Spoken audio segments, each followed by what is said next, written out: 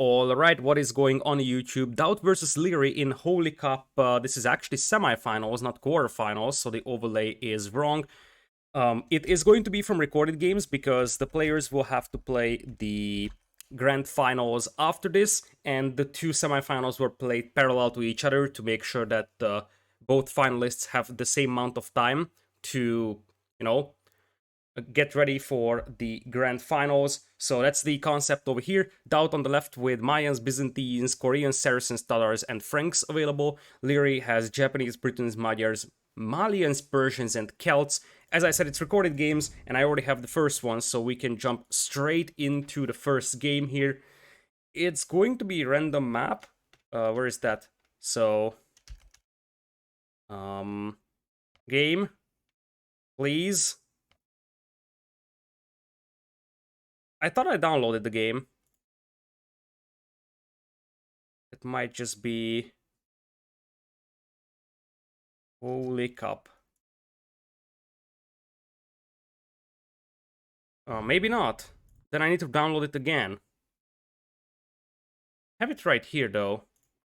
Let's hope that the game works as it's intended. It is supposed to be able to display this game to me, and it doesn't. I might need to restart the game. Let's try to do that. Apologies, I did not expect this one to work out, or not work out this way, to be precise. In fact, I have to say that ever since I started casting Gauge from Person recorded games, it has always been like, hey, you just download the rec and the game is going to recognize it immediately. Let's hope that this did not change, because I would hate if this changed this rapidly. Alright. So, let's see if now I can see the recorded game. If not, then we are in a bit of trouble. Okay, now it's in. So, we're all good. Apologies for the technical difficulties. This morning has been harsh to me technical-wise. I missed the first semifinals because my internet died, but now here we are in the second semifinals. Welcome to Graveyards. On the left, we'll have Leery as green Malians. To the right, it's going to be DauT as Mayans in blue. Those are the two civilizations for this matchup. Mayans is a pretty straightforward civilization pick for this map, I would say. No surprise about that one. Malians is a bit of a weirder choice, I would say. It's not a major surprise that we're seeing Malians. It's a very, very good general purpose civilization, has a very good men-at-arms opening, has a reasonable archer opening, can play very good cavalry, so it's one of the most diverse civilizations when it comes to unit composition or when it comes to strategy choices. For Leery's base, he has a pretty unlucky base generation, to be honest, with this front gold and this gold not being super great. But the left side is fairly well wallable, and on the right side, it's a little bit harder to wall off, especially because these berries are also kind of exposed if you just wall like here. So this could be a little bit tricky for Leery. Other side, for DauT, his base is open very much on the front. The gold mines aren't great either. Has some backup gold mines over here in case he walls himself off here at the edge, but neither of the players have amazing bases as things stand. So, currently, we're gonna have at least 2 on wood for Leery. With Malians, thanks to the cheaper buildings, even if you go free on wood, you should be able to afford a Drush or a Men-at-Arms build. Definitely a Men-at-Arms build, maybe not a Drush. It depends on how good your build is mostly. But it looks like Leery is going all the way to 4, so we're going to see potentially either a Drush Fast Castle or a Man-at-Arms into Archers play. I don't think this map is really suitable for Drush into Archers, because that just delays your Archers play quite a bit. We have seen that a lot of times recently. I don't think that's a reasonable thing to do. I would much prefer going for either Men-at-Arms Archers or straight Archers or Drush Fast Castle. This map not being really suitable for a Drush Fast Castle either for Leery, I would probably vouch for a Men-at-Arms opening. Other side, we have a DauT with Mayans, and the thing is that going Archers against Mayans is a little bit risky, considering that, Mayans is one of the best Archer civs in the game. And you also have to consider that DauT could potentially go for a Drush Fast Castle into straight plumed Archers. because straight plumed archers would pretty much clap everything that Malians have. Looks like DauT is going to steal one sheep here from Liereyy, and the second one as well. So Liereyy is going to be down 2 sheep. He might be able to reclaim one of those, but most definitely not both of the sheep that he has lost. So DauT coming in with 3 on berries for now. DauT is obviously 4 on wood because he is Mayan, so he's going to be playing archers. That's not a major surprise at all. And what's more important is that there's an isolated villager here for Liereyy, something that he didn't notice. This is why you always split your villagers 2-2 on each side if you have 4 on wood. If you have 3 on wood, you want all 3 of them on the same side. If you have 4, you have to split them into half, because 2 villagers can scare away a scout, 1 villager cannot, especially if that villager does not have loom. So that is why you split always like this. I think Liereyy started with this, but maybe one of the villagers decided to go to the other side. So part of the reason why this could have been dangerous for Liereyy was this. Anyways, we're gonna have the second boring just now for DauT. And I saw a barracks foundation here for Liereyy. DauT does have a scout around, and he sees the barracks. This looks like a man-at-arms barracks timing for Liereyy, and it's actually possibly a 20-pop man-at-arms. That would be really tight for Liereyy. Can he even pull off a 20-pop man-at-arms build?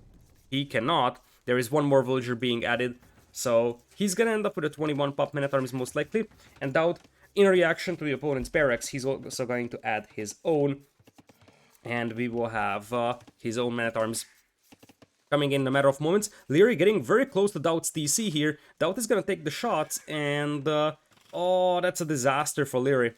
That's an absolute disaster. Looks like he's a little rusty here in the first game, because the villager is exposed. They are now running into the TC fire. He didn't even take away the sheep with that. Liereyy is now down to 5 HP on that scout. DauT is going for the small wall, something that he has done in multiple previous tournaments before. So he doesn't really like to make big walls. These are super tiny walls. Now, this still requires him to be very efficient with his archers, because I assume this is the gold mine that he's gonna take. And this is more about not dying to the men-at-arms of the opponent, rather than actually protecting your base from any kind of aggression like archers and such. This scout is pretty low HP, so DauT could potentially hit it with a villager and it would pretty much die. Well, you would need 2 hits, but that's still a possibility, especially with DauT making that house over there. I am really unsure if this scout will ever get out of here. I'm not gonna lie. Liereyy is gonna try to make a run for it. DauT, oh, DauT with the masterpiece. He's not letting Liereyy out of there. Meanwhile, DauT looks like he have made the barracks, but he did not add a single militia. I wonder if he's just waiting for that scout to die and add the militias later, sort of to conceal his intentions, or what. We'll have the militias coming in here for Liereyy. We'll try to take the fight against the wolf.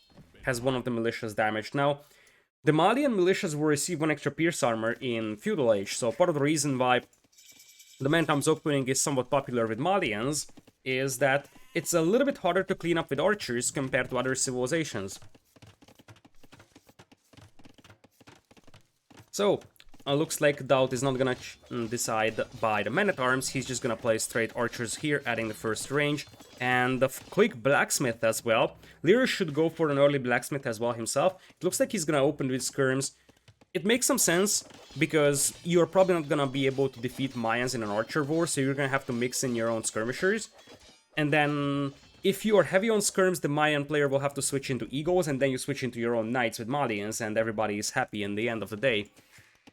Liereyy is up to feudal, but he doesn't have a single eco upgrade, just now being double bit axe.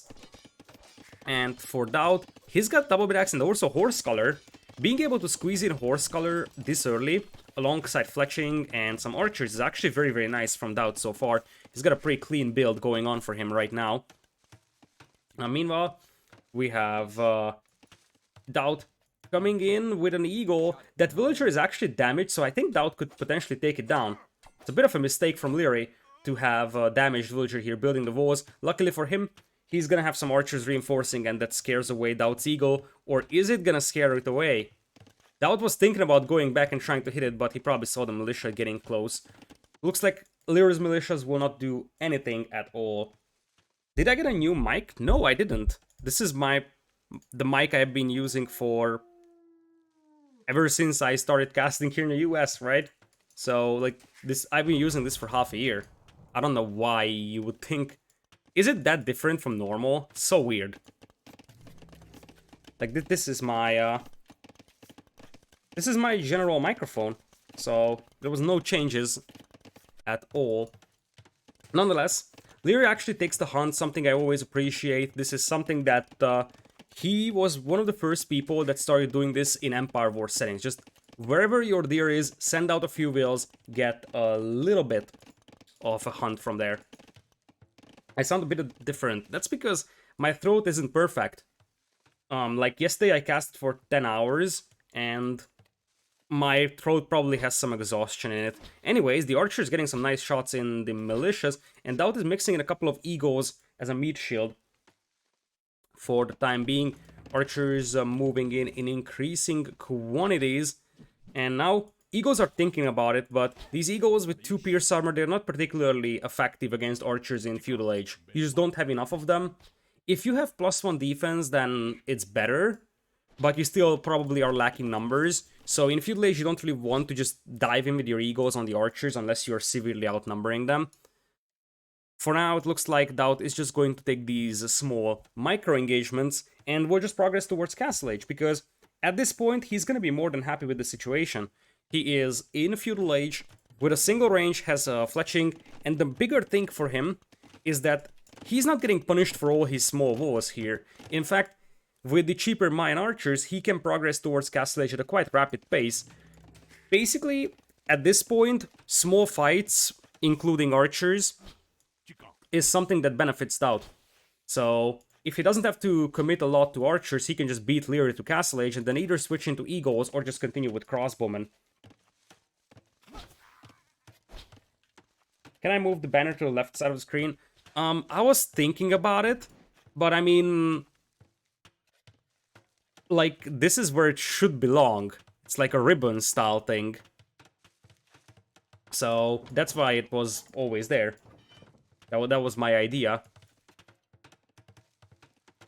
Alright, so, DauT switching to eagles as he's progressing to Castle Age. He'll probably TC this gold mine, like TC over here would be reasonable. And eventually he's gonna have to play plumed archers. But for now he's gonna switch into eagles. I think he's gonna keep adding archers though, because there's still a danger that Leary just switches into knights and then DauT could be in trouble. Question, does DauT see the second range? Yes, nope, he doesn't. If he sees the second range, the commitment to the Eagle Warriors makes some sense, because then Leary is gonna be pretty heavy on archers. But going for an Eagle switch against Malians with 2 ranges for or 1 range only in your vision is a little bit risky for multiple reasons. A, Leary could already be switching into cavalry. B, Leary is also Malian, so it's not impossible that Leary would go for longswords. Remember that they have been buffed in this patch. And with Malians, you would get extra pierce armor on them as well. It looks like DauT could easily be sandwiched in here. This is actually probably an overcommitment from him. He doesn't want to fight this one right now. Leary should see the +1 defense on the eagles, and that will tell him a lot about DauT's plans. DauT will probably try to wait with the eagles until he gets at least Castle Age, because that would give him +3 attack. But you see, he lost all his archers now. And if Leary just starts adding knights upon hitting Castle Age, DauT could be in trouble here. Especially because Leary has a lot of crossbows remaining. Looks like Leary is not adding any stables just yet though, so DauT might be safe for now. And I think that's gonna be a forward siege workshop by DauT. Leary's scout might see the villagers coming forward.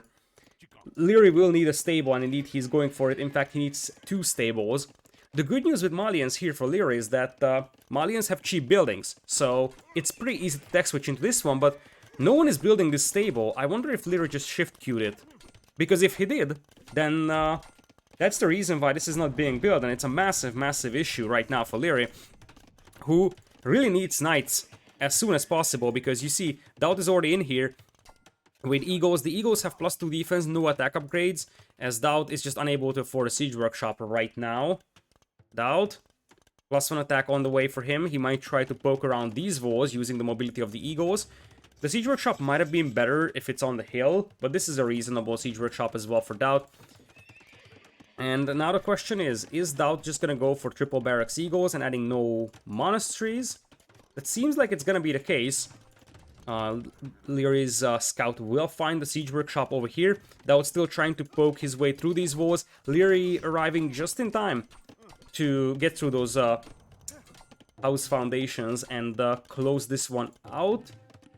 This is still, I think, a possible opening here at the edge of the map. It's really hard to tell because of those elevations. By the way, if DauT went in here to attack first and not here, Liereyy wouldn't have been able to reach it. So Liereyy was pretty lucky that DauT actually attacked closer to his villagers, because otherwise he wouldn't have been able to get in. Mangan already coming in here for DauT.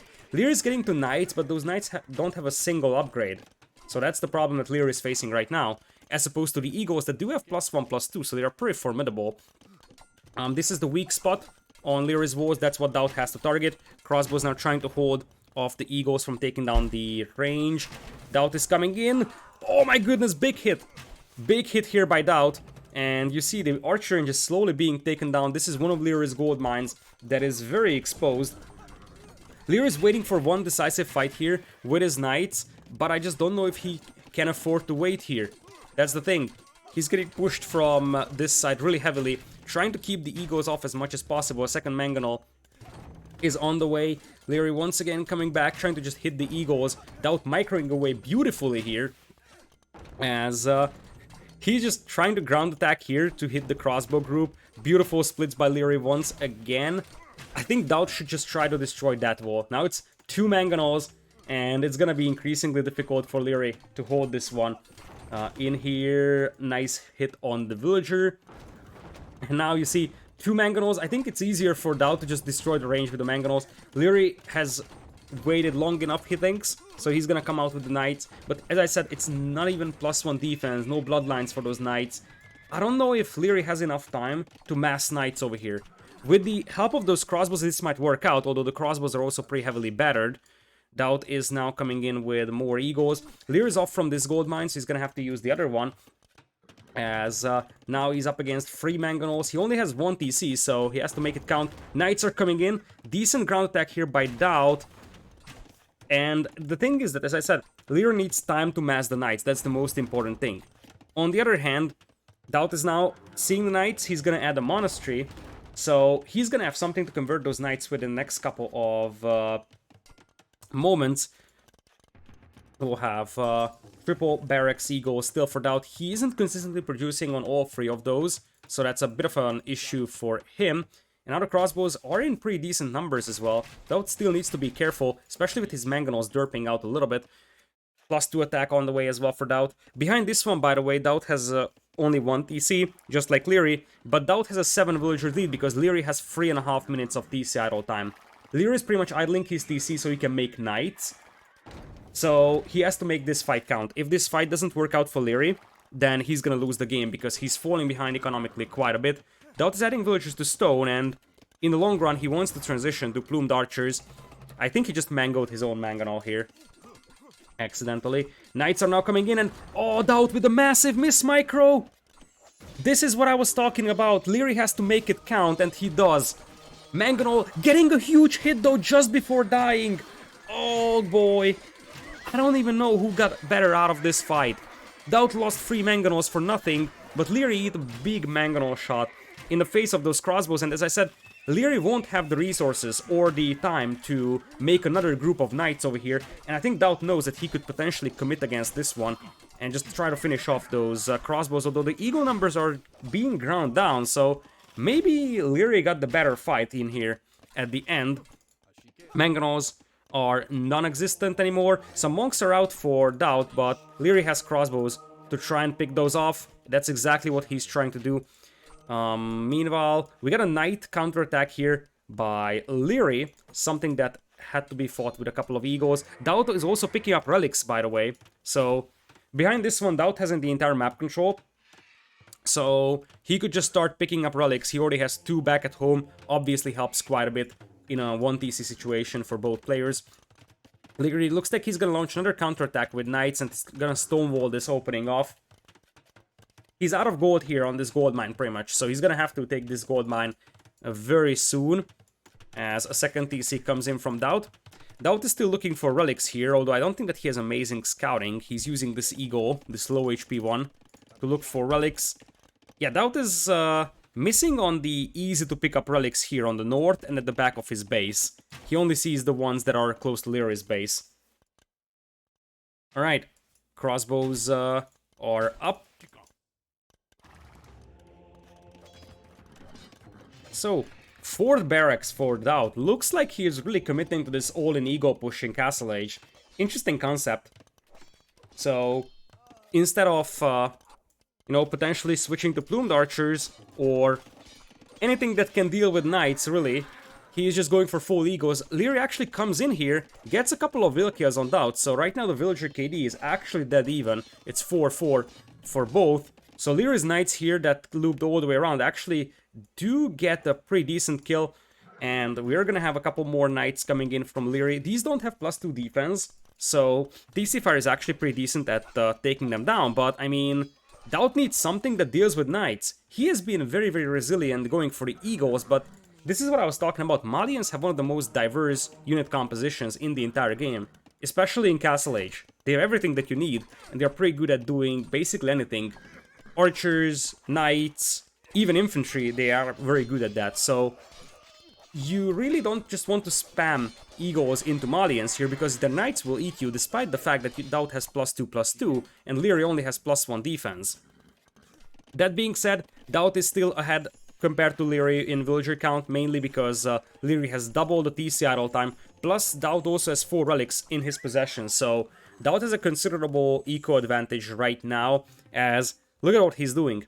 He's making outposts here, houses with these 4 villagers, just to make sure that he sees if Liereyy is moving to this corner.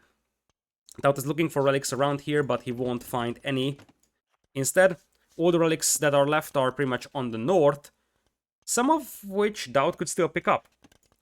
What happened to you for Viper Viscera? It, like, my internet died. That's what happened. It came back not too long before the series finished. I'll probably recast that set for YouTube, because I casted all quarterfinals, they are going up to YouTube right now. I will cast this semifinals and the grand finals, so it makes sense for me to just use the recorded games and cast the other semifinals for YouTube. Yeah, it just happens sometimes, technical difficulties. So, Liereyy is still trying to get some counterattacks in, but now DauT has switched into a free TC boom, so he's just gonna try to stall this out with the egos against the knights, and just sit on it, and eventually go for a free TC boom, and add plumed archers. Oops, there's a conversion as well on knight. DauT actually managed to get quite a lot of conversions on Lierey's knights. Now, even if we get to plumed archers in Imperial, the Malians technically have the champions with the insane pierce armor to fight that. And that's a 50-50 type of a fight, because it depends on how many plumed archers and how many champions you have. It's still something that will be better for Mayans if the Mayans have like 30-40 plus plumes. But below that, Malians should probably be able to win that. The question is, are we even gonna get there? Because as things stand, Liereyy is falling behind very heavily in eco, and I mean, at this point, DauT is gonna have such a big eco lead that his brute force ego play might just win the game for him, right? Knights are going to take a fight against the egos. Those crossbows are still pretty annoying for DauT, because Liereyy has been keeping them alive for so long. Knights are being ground down to nothing though, and right now it's 98 population against 60. DauT doesn't need to win fights here, he just needs to make sure Liereyy doesn't win fights, because behind this one, as I said, DauT is going to be on 4 TCs, whereas Liereyy is only on 1. And now I see all the crossbows disappearing here for Liereyy as well. The knights are all gone. Converted knights also joined the party over here for DauT. In the end, this is a sort of a 50-50 fight once again. Both sides losing numerous units over here. But that's actually something that favors DauT, because DauT has double the villagers and 6 relics right now. So, much better in terms of economy. There's a defensive castle coming up that's going to help negate those raids. Plus, of course, DauT should start making a couple of plumed archers over here, because as long as Malians don't have infantry, they don't have a good answer to plumed archers. Look at DauT, he's even taking a mining camp over here. What's more interesting is that DauT hasn't been scouting the north for relics. He's got a bunch of monks out here, but those aren't really looking for relics or going for these. DauT could have a lot more relics if he had a little bit more thorough scouting. Nonetheless, the knights are galloping around, and we will have a couple of vills probably picked off here on these wood lines. Leary is doing his best to get some raiding damage in here, but he's not killing enough to compensate for the fact that he's still 1 TC, and even that 1 TC is idle. So DauT is just going to outboom him like crazy. Leary is unable to afford +2 defense for his knights, and there are raids coming in on all directions, but the TCs will have a pretty easy time picking up the knight raids over here. It's only +1 defense, and as I said, there's some egos chasing. DauT is gonna have a defensive castle as well. DauT is still only on 10 on food though, so 4 TCs this, 4 TCs that. He won't have the food eco to keep all 4 of those town centers working. So, despite the fact that he has a massive economical advantage, so far, it doesn't seem like it, but Leary probably just sees the TCs and resigns. Like, at this point, if you look at Leary's POV, this is what Leary can see. 1, 2, 3, 4 town centers. Leary sees that he's 1 TC, he sees that he's 43 will, 62 population in a 40-minute long game. That is just a sign that, okay, I'm not gonna beat DauT here. He sees his opponent's defensive castle, 2000 score lead. All signs point towards the fact that Leary has basically no chance of catching up to DauT's economy, and DauT was just going to Imperial and steamroll him with Eldorado Eagles before Leary could do anything. DauT takes game number 1 over here. As I said, these are recorded games, so yeah, we should be able to get to the second game soon, although it depends a little bit because I don't think that all the games were finished by the time we started casting recorded games. So there's a decent chance that, you know, we might need to wait a little bit for the second rec. Hopefully not an awful lot, as we are getting ready for the second one. By the way, the maps that were banned, I'm just going to talk about that here because we didn't have a lot of time to talk about it, are Holy City and Texcoco. Looks like Holy City is going to get banned once again, and the Texcoco is a map that both Hera and Leary like to ban. That's a little bit more gimmicky, and you know that Hera and Leary like standard-ish maps instead of the crazy gimmicky ones, so that's why we're probably seeing that ban happen over there. Nonetheless, DauT is up 1 game. He's got the Byzantines, Koreans, Saracens, Tatars, and Franks. Other side, Leary, Japanese, Britons, Magyars, Persians, Celts remaining. And we're going to Sacred Glades. So, we have the recorded game. Let's jump straight in. Let's hope that the game... Is this a new feature that you have to... I think it's a new feature that you have to restart the game every time you update the recorded games. Oh, why? Why is this even a thing? It worked so well up until now. Is Holy City on the map pool? It's in the map pool, but it has been banned by DauT. So, it won't be played. I think the only time we're going to see Holy City now is the Grand Finals, because in the Grand Finals there is a maximum of 7 games possible in a best of 7, and obviously we have 7 maps in a map pool, so every single map would be played on the Grand Finals. Alright, so let's jump right into the second game. I don't know why you cannot just download the file and open it from the game immediately. It used to work, it no longer works, so I have to restart the game every time I download the recorded game. Anyways, welcome everybody to Sacred Glades, a map that favors Leary's style quite a bit. He does have a Magyars for this one, and DauT has Franks. It feels a little bit like this is the Land Madness / Atacama equivalent of this tournament. A very open and aggressive map. However, this map has a lot of gimmicks to it. This is the map where you can start training blind, lame priests, and that's exactly what DauT is doing. In this map, you don't start with a scout, so the best thing that you can do is potentially go for an early monk rush. These guys can convert from 0 range, And since there is no scout, it's pretty hard to kill them with just villagers, and DauT is immediately going for the Monk Rush here. That's actually a very nice idea, because if you set the Magyars back, the Franks could potentially nail a faster feudal age time, and that's what DauT is trying to build his strategy on, but Lear is thinking about the same thing, and it looks like we're gonna have duo Monk Rushes.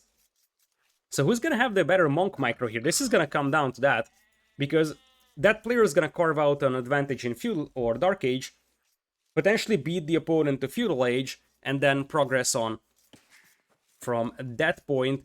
DauT is looking for his opponent right now. It's pretty easy to find your opponent, because you're looking for a circle of trees. Like you see, there's multiple circles. However, you are sort of anticipating your opponent to be on the right side if you're on the left. So you're looking for a root circle on the right side. DauT has seen this one, so there should be another circle here. That's probably where Liereyy is. Alright, Lierey's priest is coming in right now. DauT is already rolling in his villagers on the wood line, because the monk has 0 range. So if you roll in your villagers, they cannot be converted. Liereyy is moving out to this wood line just now. And oh, DauT is coming in with 2 more priests. He's gonna see the circle. He should be alerted that this could be Lierey's TC. Yep, you see, DauT immediately turns back and is starting to look for the wood line now. Yes, the villagers vote in. Liereyy is coming from the north with that priest. He sees the primary stone, so you should know it's Lierey's one as well. And oh, Lierey's here on the... He's on the boar with that monk, trying to block the boar. He tried to convert the villager initially, and he's trying to lay him DauT as much as possible, but that's just not gonna happen. Liereyy tried his best here. His initial plan was probably to convert the villager on the border, and on the other side, Liereyy apparently runs into the TC fire. Disaster for him here. Disaster. Because that's 1 priest down. That's an expensive loss here. That's a very, very expensive loss here for Liereyy. Looks like DauT might be looking for the berry villagers after all, because Lierey's wheels on the wood line have all been rolled in. The other monk is coming in. DauT is trying to trap that monk as well, and oh, another one goes down from Liereyy. DauT so far is smashing Liereyy in the face here, ladies and gentlemen, because this is absolutely... Oh, you gotta love when you get Spec Chat back. We have this new patch with spectator chat for like, what, half a week? And we already see, it's like, literally like fun one, I gotta say. Anyways, DauT shouldn't be able to access the berry villagers as well, so DauT won't be able to get any kind of conversions here as well. So, pretty much we're just gonna go with standard scouts play here, although Lierey's got 4 on wood. Which makes me wonder if he wants to go men-at-arms here with Magyars. It would be a little bit unorthodox, especially because he spent his gold on the priests. But it's not impossible with Magyars to surprise DauT. The alternative is that he only sent 4 wheels here because he knows that after the first 3 he might not be able to reinforce this wood line with more villagers because he would need to open the walls. Anyways, right now DauT is... sort of just chilling here right next to the berries, hoping that the villager will finish the berry bush and then DauT can just convert it. Liereyy is coming in here with the villager conversion though, and oops, there goes 1. Not sure what happened here for DauT. He had 3 wheels on the wood line. Let's rewind that for a brief moment. Oh, what a blunder. What happened here? Oh, DauT, that's a mistake. DauT just randomly deletes a tile of wall. I assume he wanted to add more vills. Liereyy uses this opportunity to just go and try and convert the villager. I have no idea what DauT was trying to do here, but that's such a mistake. This is maybe the reason why Liereyy added 4 vills on the wood, because he knows that he can't open the walls to reinforce it. And now Liereyy is just gonna try getting the conversion, and he's gonna get the conversion as we saw before. And he's gonna use this villager to start knocking on the walls of DauT, and now DauT won't have the wood income to potentially drop a stable. DauT isn't even noticing this. What is happening to DauT here? Liereyy was in the villager, and it's no loom versus soon loom for DauT, but Liereyy has a healer here. DauT has to lead the lumber camp as well. Oh my goodness. DauT is getting punished for those traps on Lierey's monks, I believe, right now. Like, Lear is a man with a mission now, and DauT is without the wood line, even had to delete his lumber camp in the process. Now, does the same thing. He's gonna try trapping those wheels in there, and another conversion could come in here. Yes, another villager is taken from DauT here. The priest at the end goes down, but now Lear is going to just will fight this one. At this point, DauT is off from berries, off from wood. He's going on stone, actually. So I wonder if he wants to tower or something like that. Meanwhile, it looks like DauT also tried to get a conversion on Leery, but that wasn't successful. The hunters just took down the priest. So at this point, DauT is only left with one priest. But that one priest is actually able to walk to the wood line. Haha! DauT, he has the opportunity here, and he's going to use that opportunity. Leery actually tried to trap the priest in there and then escape to the other side. Very nice move from Leery out there. And, looks like the monk isn't gonna get the conversion over here. Meanwhile, Leery is just sort of laming DauT's berries for the time being. Actually trapping those two wheels in there. Those two wheels are trapped. Unless DauT deletes the mill. DauT is up to feudal. And it looks like it's gonna be a tower rush. He's just gonna try to use this monk to tower rush it, but this is not gonna work for DauT.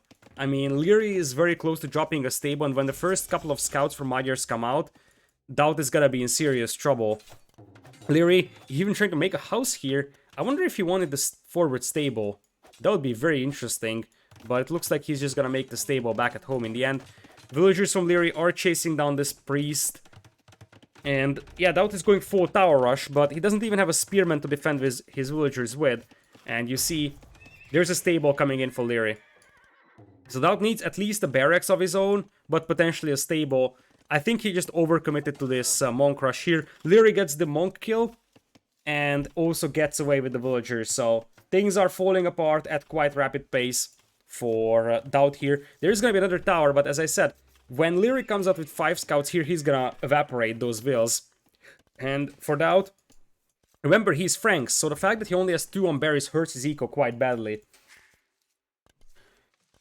Anyways, looks like DauT is a man with a mission, trying to chase down this Magyar villager over here. Leery is not gonna care about that tower for now.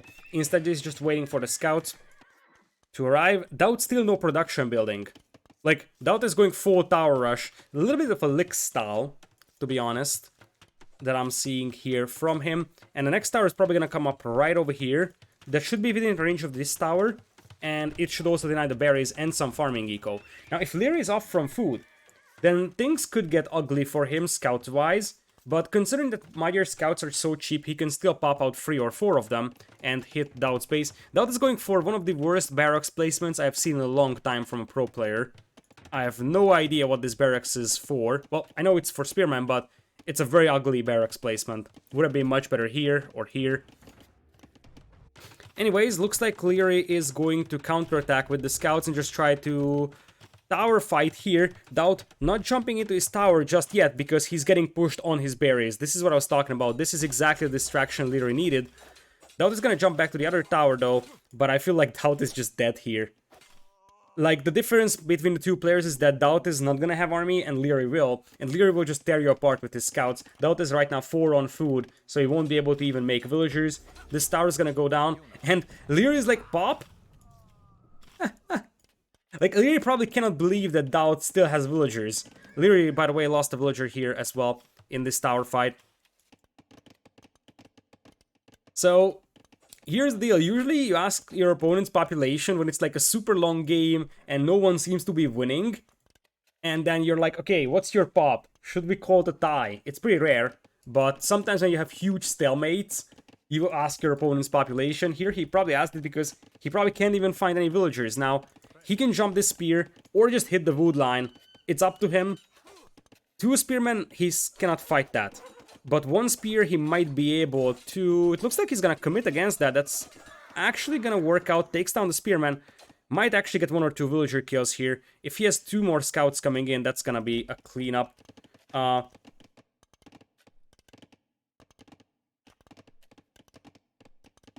Oh, DauT. DauT is like, why? I don't know, I open wall. Like, that was a reference to the wood line opening here. DauT just opened the wall, and now he said, like, I don't know why I opened the wall, but it was such a horrible idea. Spec chat used to its maximum. I swear this is not scripted, by the way. It's not even my tournament, but, you know, it's very funny that we have spec chat coming back into competitive Age of Empires after like 1.5 years, because we never had that on Definitive Edition, I think, and now it's back, and people already start trash talking each other. It's not made for the show though. They probably would be doing this if they were playing anyways. It's just a matter of now we can see it, and we wouldn't be able to see these. This is, by the way, a recorded game, so we would be able to see this anyways. So even the previous patches, recorded game conversations were visible. It was just a matter of live game conversations. Okay, looks like Leary is just gonna send all his scouts back over here to try and clean up DauT's villagers. He won't be able to because all the towers are walled in, but he just needs to run around and kill DauT, really. Which sounds easy. With that many spearmen around, it's a little bit of a challenge, but still, you can pretty much clean up DauT's villagers here with that many Magyar scouts. They do have +1 attack as well. No other upgrades, but Leary is grabbing a blacksmith, so he is gonna have a defense upgrade soon, and I think those gold miners are just about to die. That's probably the most horrible timing here for DauT. I mean, Spears will try to take this fight as best as they can, but that's way too many scouts to deal with. There is gonna be casualties here for DauT. He's behind only by 4 vills, by the way, despite the fact that he basically had no army in this entire game. And DauT for now is just gonna try mining gold here. But Leary is getting close to Castle Age at this space. So, like, worst case scenario for Leary, he goes into Castle Age. And he is gonna get Knights out, and then it's game over, if it wasn't game over already.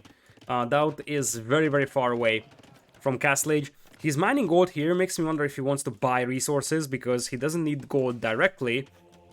Or he could try going for a couple of more priests over here. Although that would be a very, very bad choice against scouts. Looks like DauT is gonna be able to wall in the villager over here for now. Leary really struggles to find villas to kill, because wherever he goes, there's either like 5 spearmen there, or DauT just doesn't have any villagers in that area. Like this area, no vills, and you see DauT is trying his best to contain those scouts over here with the spearmen. So far, so good for him.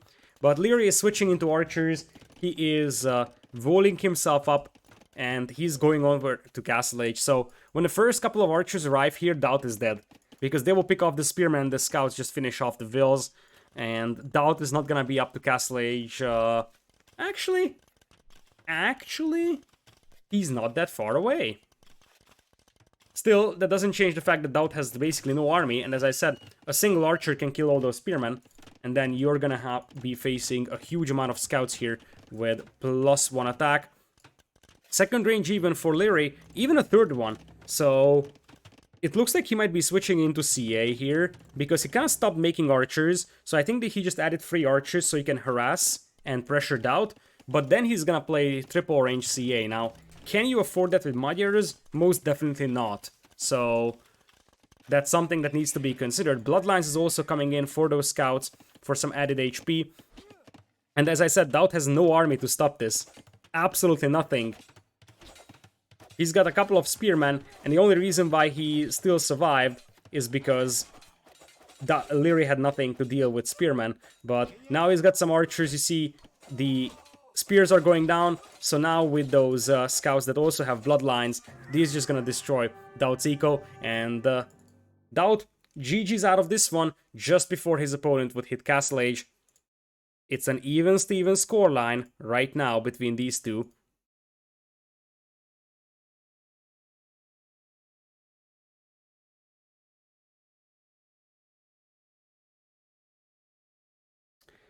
Alright, so even score. Leary really showing how good he can be in these open maps. On the other hand, this partially came down to the fact that DauT's Dark Age was just a disaster. After losing those villagers to conversion, everything just fell apart, and he never had scouts. So this could have been a completely different game if DauT is able to get to scouts, but he wasn't able to. So part of this was DauT having a rough start and then just Liereyy snowballed it. But part of this obviously was the fact that Liereyy loves to play these open maps. Alright, I'm gonna preemptively restart my game here because I'm gonna need that for the third recorded game as well. And it looks like they're saying the third game is not over yet. So I remember that I said that, the games are sort of being played as we speak. Or well, they were supposed to play it earlier, but the first semifinals finished earlier than expected. So not all the games are available. And since they set the lobby to be unspectatable, this is the moment where we're gonna have to wait. Because if these lobbies were spectatable, then you know,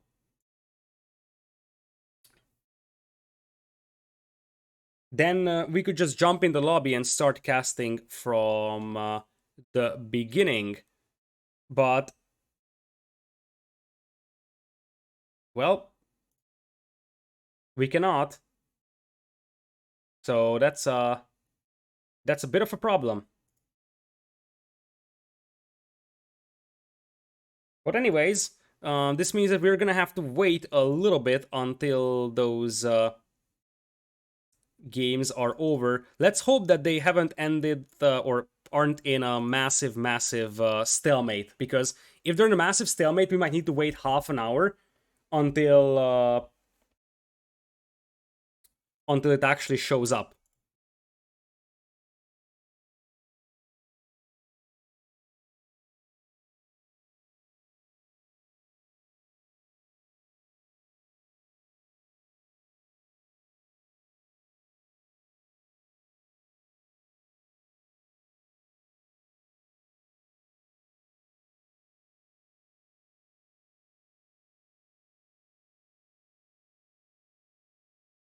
So yeah, we'll have to wait. Why would they do this? The reason why is because the original plan was that the two semifinals are being played at the same time, so that sufficient time is given for you know both players in the finals to prepare for the finals and take a rest. However, the first semifinals ended earlier than normal, so we started casting the second one, but obviously there's some downtimes for them, and this is just simply a longer set. And in order to avoid spoilers for the second semifinals, they have to play in a private lobby that's not spectatable. Because of that, however, it is just not possible to join into that lobby and cast that because it's a private lobby.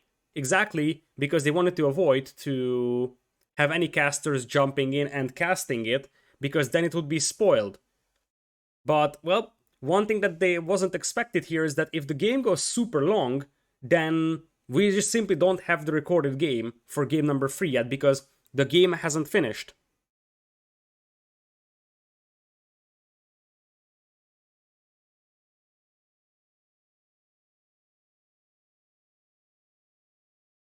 So that's where we're at right now.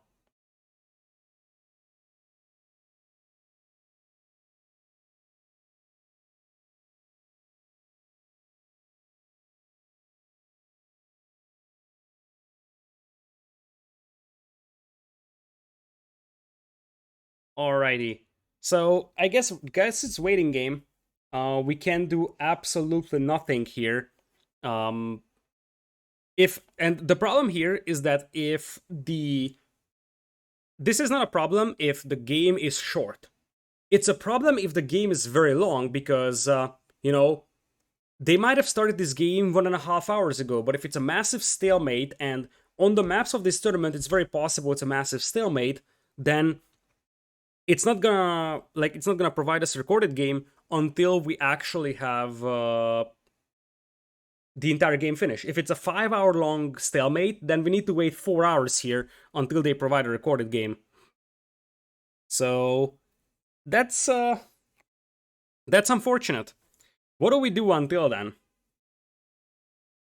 Like, the main problem here, oh, I need to update the scoreboard. That's a good start.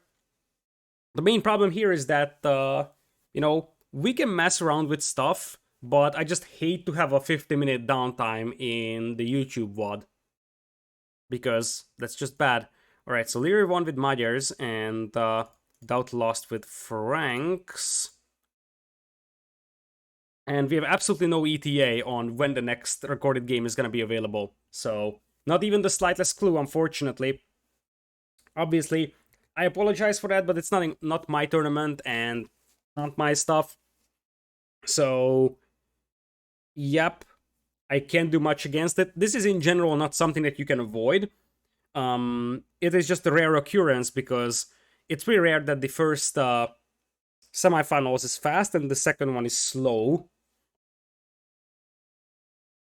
And as I said, the other thing is that, and that's the bigger thing, that this tournament has a lot of maps that can end in stalemates. So some of the games can drag out for 5 hours. That's the main problem. That, like, for example, the Sacred Glades, this would never drag out for 2 hours. But for example, Yamsuf, one of the other maps, that can easily be a 3 hour long game just because, you know, the map is just something that is super slow. Kelimutu Lakes is usually not a slow map. Starfighter can be a massive stalemate as well.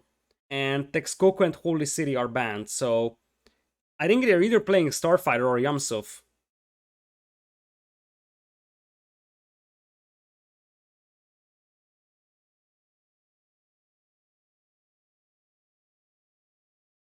Well, it is what it is.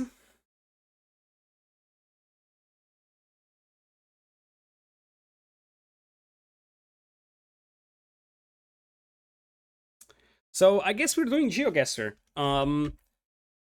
The YouTube audience will get a nice little showcase of GeoGuessr as well. Hold on while I sign in with my stuff. Okay. Oh, the overlay is new. All right. So, for the YouTube audience, well, as I said, we cannot do anything with the delays here. I might just download the VOD and then cut out the this downtime, but then I have to sort of re-export the video, and that takes forever. So we will see about that. But whenever we have downtimes on Twitch in between sets, we do GeoGuessr. It's a pretty simple game.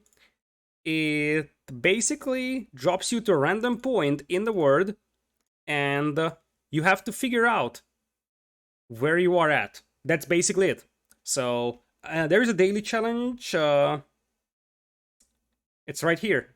So let's do the daily challenge over here. I will keep an eye out on the updates, but currently I can't do anything. I might actually write this on the screen though.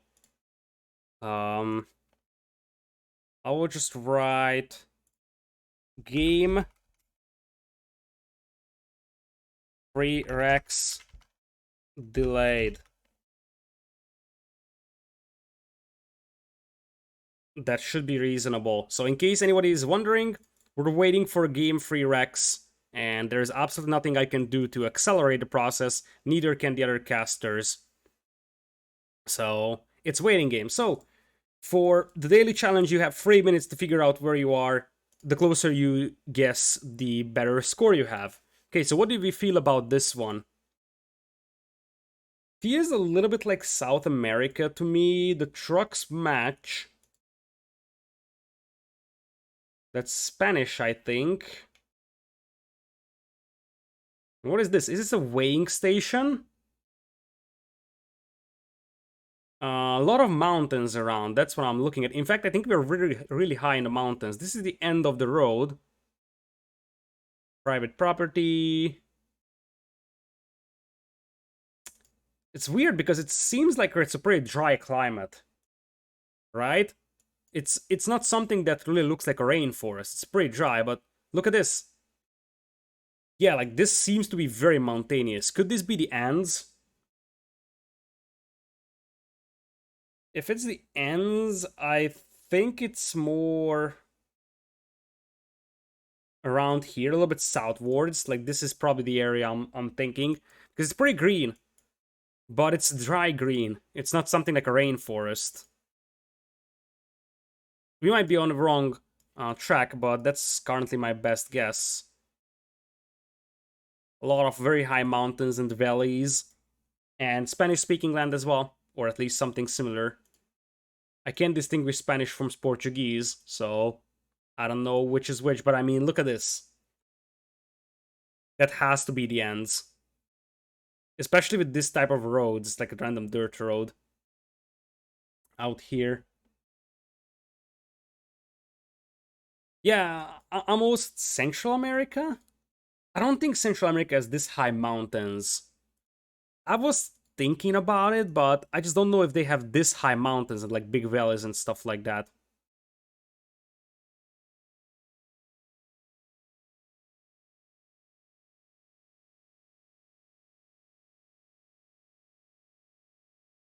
Well, 10 seconds. I'm gonna make my guess here in Chile and let's see what we get. All the way up here. Colombia. Right next to Medellin. Whoa, I did not expect that. I didn't even know we had a lot of mountains here, let alone the fact that they are this high. Interesting. Well, we learned something today. Kind of far off, not a good start. Okay, this one is gonna be better. It's actually Netherlands. Okay, that was a .nl.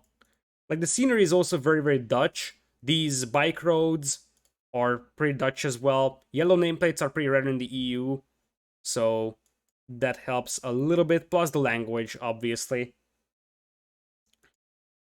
Not sure how big of a city is this, but there is a road sign. Oosterend, Der Hoorn, a dock. But these always seem to be smaller town names and not like a major city name. It says Den Bourg. So we're in Den Bourg. Probably close to the shore, because there was a dock over here. There's a Middelburg. But I don't think we are actually close to that.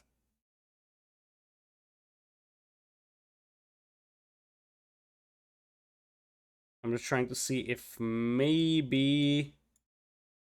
Den Helder.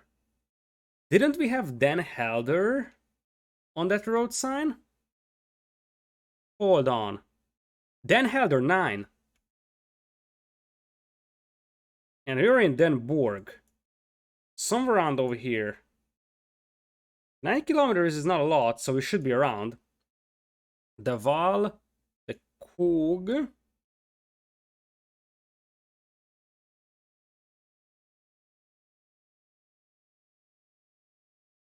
Der Bourg is north? Right above? What? Oh, I see. I see. Because that doesn't mean it's a dock. It means that you have to transport with a ship. This is what it's referring to. That's why it's 9. So there is Den Bourg. Okay. 5k incoming. This is a road connection that goes, let's see, east to west. So an east to west road connection. I think we were on Westerweg, right? Hold on. There was a road here that had a street name. That says Walderstraat.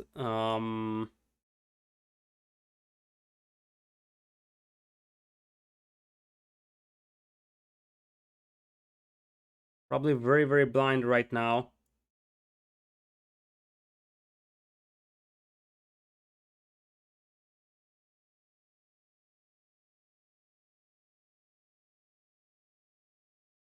Oh boy.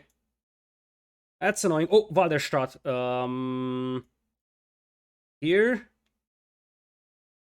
Wait. It has to be more on the outside. The other street! We still got 5k, but we got the other street. I pressed it over here and it was the other street. Whoops. Still no news about the game, by the way. Well, it's still 5k, so I'm gonna be happy about that. Okay, next up. This looks very much like something like North England or Scotland. These mossy rocks, pretty dark weather. In general, it's green, but it's that ugly dark green. Not Scotland, you say? Or it could be some, like, It could be somewhere else, like very far off from England as well, but this is the type of vibe it gives me. Okay, it's definitely not England. Seems Spanish. So, South America maybe? I mean, we are actually having these, are these actually clouds? Are we that high? We shouldn't be, right? There's something out there. Maybe it's a road sign. Nope. It's just another car. I have no idea where this could be in South America. Could this be Andes? Like, it's pretty dark. That's what I'm looking at. That's the main thing here. And it's not super green. Not even any kind of trees whatsoever. So it's probably really high in the mountains. Because if it was lower, you should have some sort of trees. Especially based on what we saw in the previous one. Patagonia? That sounds reasonable. I'm still trying to get some sort of a clue. Like any kind of civilization could help. There was something over there, but I can't go there. It looks like the photo is missing. Yeah, like they just cut off this part. Um, Cows. Couple of cows. Now, if it was Chile, Peru, wouldn't it be llamas? I'm just thinking loud. I don't know, but I would assume that they would more have llamas rather than cattle. Bolivia, maybe. I don't know if Bolivia has this high heights. Looks really humid as well. Road quality is awful. And there's like no sign of civilization. So it's like the middle of nowhere type road. Somewhere up in the mountains in South America. Bolivia, Chile, Argentina. I don't think it's Chile. I think it's more like this area. Uh, Once again, Colombia. Second time. Second time we're getting these Colombian high mountains. I never knew that Colombia has this high mountains. Okay, we learned something today. Yeah, we're really far off from any kind of civilization. Looks like it's some sort of national park. But yeah, it's Colombia. So they have higher mountains than anticipated. Okay, that's Japan. Is this a highway? Looks like a highway gate. That's actually very good if it's a highway, because that has reasonable road signs. Wait, is this Korea? Could be Korea as well. Might not be Japan, actually. Oh, yeah, they're driving on the right, so it's not Japan, it's Korea. Yeah, Seoul and Daecheon. So Seoul to the left on road number 1. Where's road number 1? Oh, they don't have the roads numbered. Oh, that's annoying. Where's Daecheon at? It's a bigger city, I think. I heard the name. Yeah, there's Daecheon. So 2 are pretty big. You need to turn right and left. So I assume it might be one of these roads. What's in the other direction?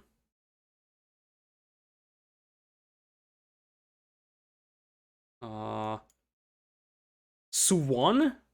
Could this be Suwon?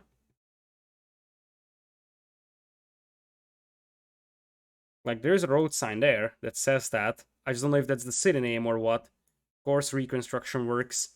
I want to see that road sign.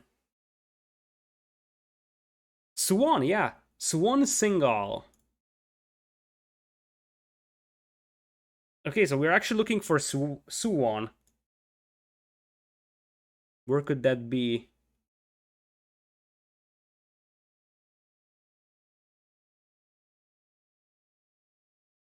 Suwon. Right there. And I think it could be somewhere on this road because, yeah, this is 1. This is road number 1. And you would turn right to Daejeon and turn left to Seoul. And the other thing that we should be looking at is 42 Suwon. The road numbers are you really have to zoom in to see any kind of road numbers. I don't think it's actually this direct crossing. I think this is just like close to the highway. Maybe this one. 42, yeah, this is the one. 42 to Suwon and Singal after you crossed here. We're somewhere in this area. And yeah, we're I think on the highway. Aren't we? Are we right over here? 300 meters. Yeah, I don't think that we were right on the highway. We were like at some sort of pay gate, and that's the pay gate.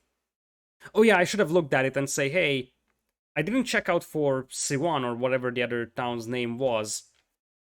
Because that's 42 that way and that way. I should have known. Well, 4.9999.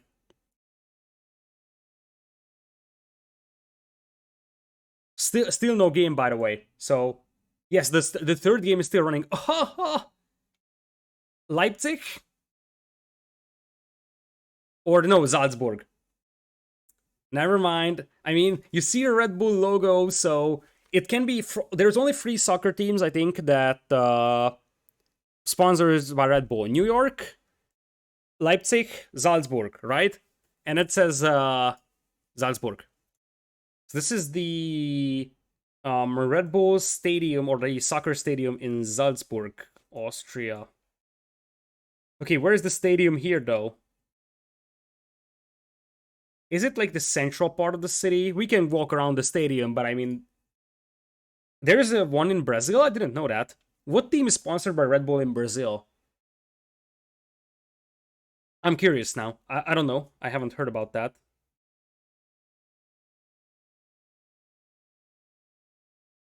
SOC 1914 Sportsplatz. I don't think that's the place.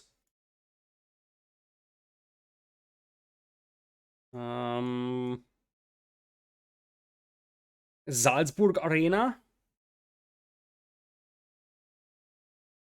Hold on. This says R.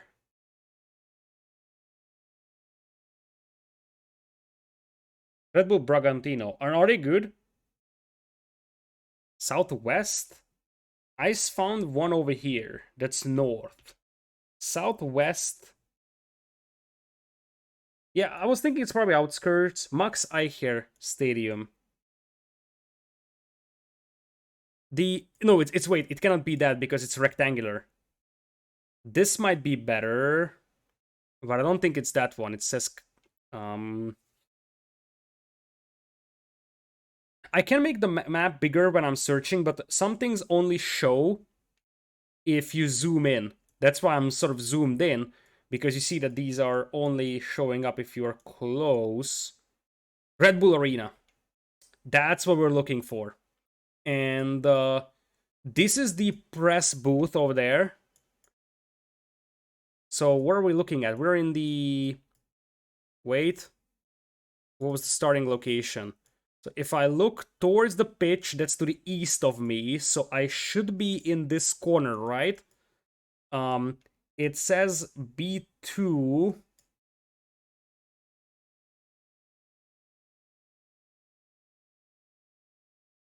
Right there, right?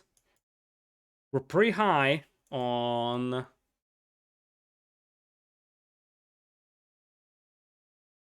No, this is not this is Salzburg, RB Salzburg. Yeah, a little bit more outwards. Sometimes the map is not inaccurate when you zoom in this close. So this was alright for us. Yeah, it was either Salzburg or Leipzig. Okay, game number 3 recorded game is available. I swear it wasn't me artificially extending this, because in the moment I finished this, now we have the game. But well, 15k, we had the 2 ones that were just very off because they were South Africa or South America, and we had you know, the 3 ones that were pretty accurate. So like those places that were like at least close to some towns or you had some road signs, we were all good on those. Alright, I need to restart my game to have the rec load in because that's a new bug that was introduced this patch. And we have the game, so this means that this could be a very, very long game. What have we learned? If it's unknown, it's Colombia. No, if it's unknown, random, super tall mountains, then it's Colombia. Alright, so back to Age of Empires casting. As I said, apologies for the delay. It's not something that I have a influence on. And welcome to this map over here. Now, this is a surprise. I'm gonna set Leary back to green because he was green the first 2 games. I thought this is Yamsuf that dragged out this long. Looks like they might have had a super long game here on Kalimudu Lakes. Back we are to Age of Empires. On the left side, we'll have Leary as green Britons, and on the right side is Tatars for DauT in blue. I was waiting for someone to pull the trigger on Tatars for this map because of all the hills, and so far we didn't really have a lot of people doing that. It's going to be DauT doing that first, and let's see if he's gonna go for the priest here, because this is another map where you can open with the priest, but this is different from the previous one, because you first off have a scout so your opponent can snipe it, and also this priest has a range of 4. DauT, by the way... Is this priest not training or what? What happened here for DauT? Priest? This is so weird. The priest is supposed to be trained right now, but maybe DauT cancelled it or something like that and he's just stuck on there on the overlay. He's not housed, he's 8 out of 15. That's what I was thinking as well. No, it looks like the progress bar just didn't work for Capture Age, because now it's done. So it was 0% and then done. So I think that was the case. Anyways, so on this map, the priest is different because it is gonna cost you 80 gold instead of 30, and it has a range of 4. And you see Leary is walling up right at the beginning. Over here, DauT scouting his opponent quite thoroughly.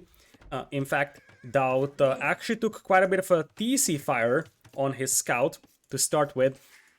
Looking at the base of the players, DauT has a nice back gold. Pretty easy to wall off in general for DauT. The front is quite open though, so that's something that he probably doesn't like. And meanwhile, on the north, Leary is going for some big vows over here. DauT was trying to come in with a monk, but I think Leary knows exactly that the monk is a possibility here, so he's just gonna start walling. And since DauT took damage on his scout from the TC, DauT cannot fight this one. Now here's the good news. DauT could still get his scout healed up, and Leary actually left a tile gap here, so DauT could potentially escape. Yes, he will. And now, DauT might try to block that scout from Leary from escaping, or from potentially hitting that monk. And remember, DauT can heal his scout, so it's one thing that he lost HP, but he can actually heal that scout out there. DauT is coming in with the attempt to convert the villager. Tries to block the will as much as possible. Leary is not active with that scout. I think he's waiting for the monk to run out of faith and then try to snipe that. DauT actually loses the scout to the TC fire. What a disaster. And now the scout can just jump on DauT's priest. It takes 2 hits to get that. You see, it's coming in. It's coming in. DauT trying to get the conversion. And it will fail. Ultimate fail here for DauT. So far, he's 0 out of 2 for these monk shenanigans in Dark Age. So, for the time being, we are gonna have DauT. Oh boy. Oh, gonna love these comments. Like, why do I ever make monks? You can, like, if you have seen DauT ever stream, I think you can read this out on his voice. It's like, why do I ever make monks? It's that very resilient and reserved DauT. They're just gonna read that out. Anyways, Lear is gonna be full walled over here. He's got a huge forest on the left side. That's just gonna shelter him from aggression. He's got a pretty easy wall off in general. So chances are that we will see a fast castle style play here from his Britons. Faster working villagers on the water buffaloes is definitely nice. Remember, water buffaloes have 150 food compared to a standard sheep of 100. So that's part of the reason why Britons can be very nice on this map. You have a lot more herdable food to work with, so obviously civilizations that benefit from herdable getter rate, namely Britons, are going to be pretty decent in here. But DauT could also go for a fast castle style approach here with the longer lasting herdables. And looks like Leary actually gets into the base of DauT here. DauT doesn't have loom, so he's gotta be careful. He's gotta be careful here as that scout is running around. Let's see if DauT can take some shots on it with the TC. He's trying to. Lear is going to eat a bit of a damage, but that's basically all of it. And it looks like we could be in for a fast castle from both players. Let's see. So far, Leary hasn't sent out a single villager to take a deer. DauT lost his scout, so he won't be able to push in his own deer if he even has it inside his base, which is apparently not the case. And it looks like DauT's actually doing pretty heavy on archers here, or pretty heavy on gold. That's because he spent 80 gold on going for that priest, so he's gonna have to get that gold back somehow. Anyways, we'll have a dog coming in here for Leary. He realized that DauT has nothing out there, not a single scout, not a single monk, so might as well go and take the fish. I like that. What's the quirk on this map? Okay, so a lot of things are weird on this map. First off, there's 2 pagan shrines you can actually take with any unit. Those can train monks with 4 range in Dark Age for 80 gold. That's what DauT tried to do. But that's not all. Because on this map, if you finish a single droplet of these fish, that will turn into a gold pile of 400 gold. If you finish a stone mine, which by the way is 700 stone on this map, then it actually spawns a relic in place of that stone mine. So that's a lot of craziness for this map, that's for sure. And I really like how Lear is capitalizing on the fact that DauT is not playing aggressive. Lear is going for 26 Vales Feudal. This might be a little tight for a fast castle, but even if he spends a little bit more time in Feudal Age, it's not the end of the world, I would say. As he is gonna have some fishing ships working for him here, super efficient economy as well.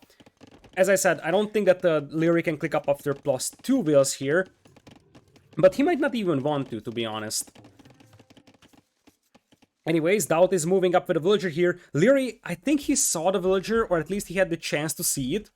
And if he did that, once he reaches Feudal Age, he could get that villager kill with that scout. Looks like he missed on that villager though, because if he saw it, he would be turning back and chasing this because he knows that he can kill that villager in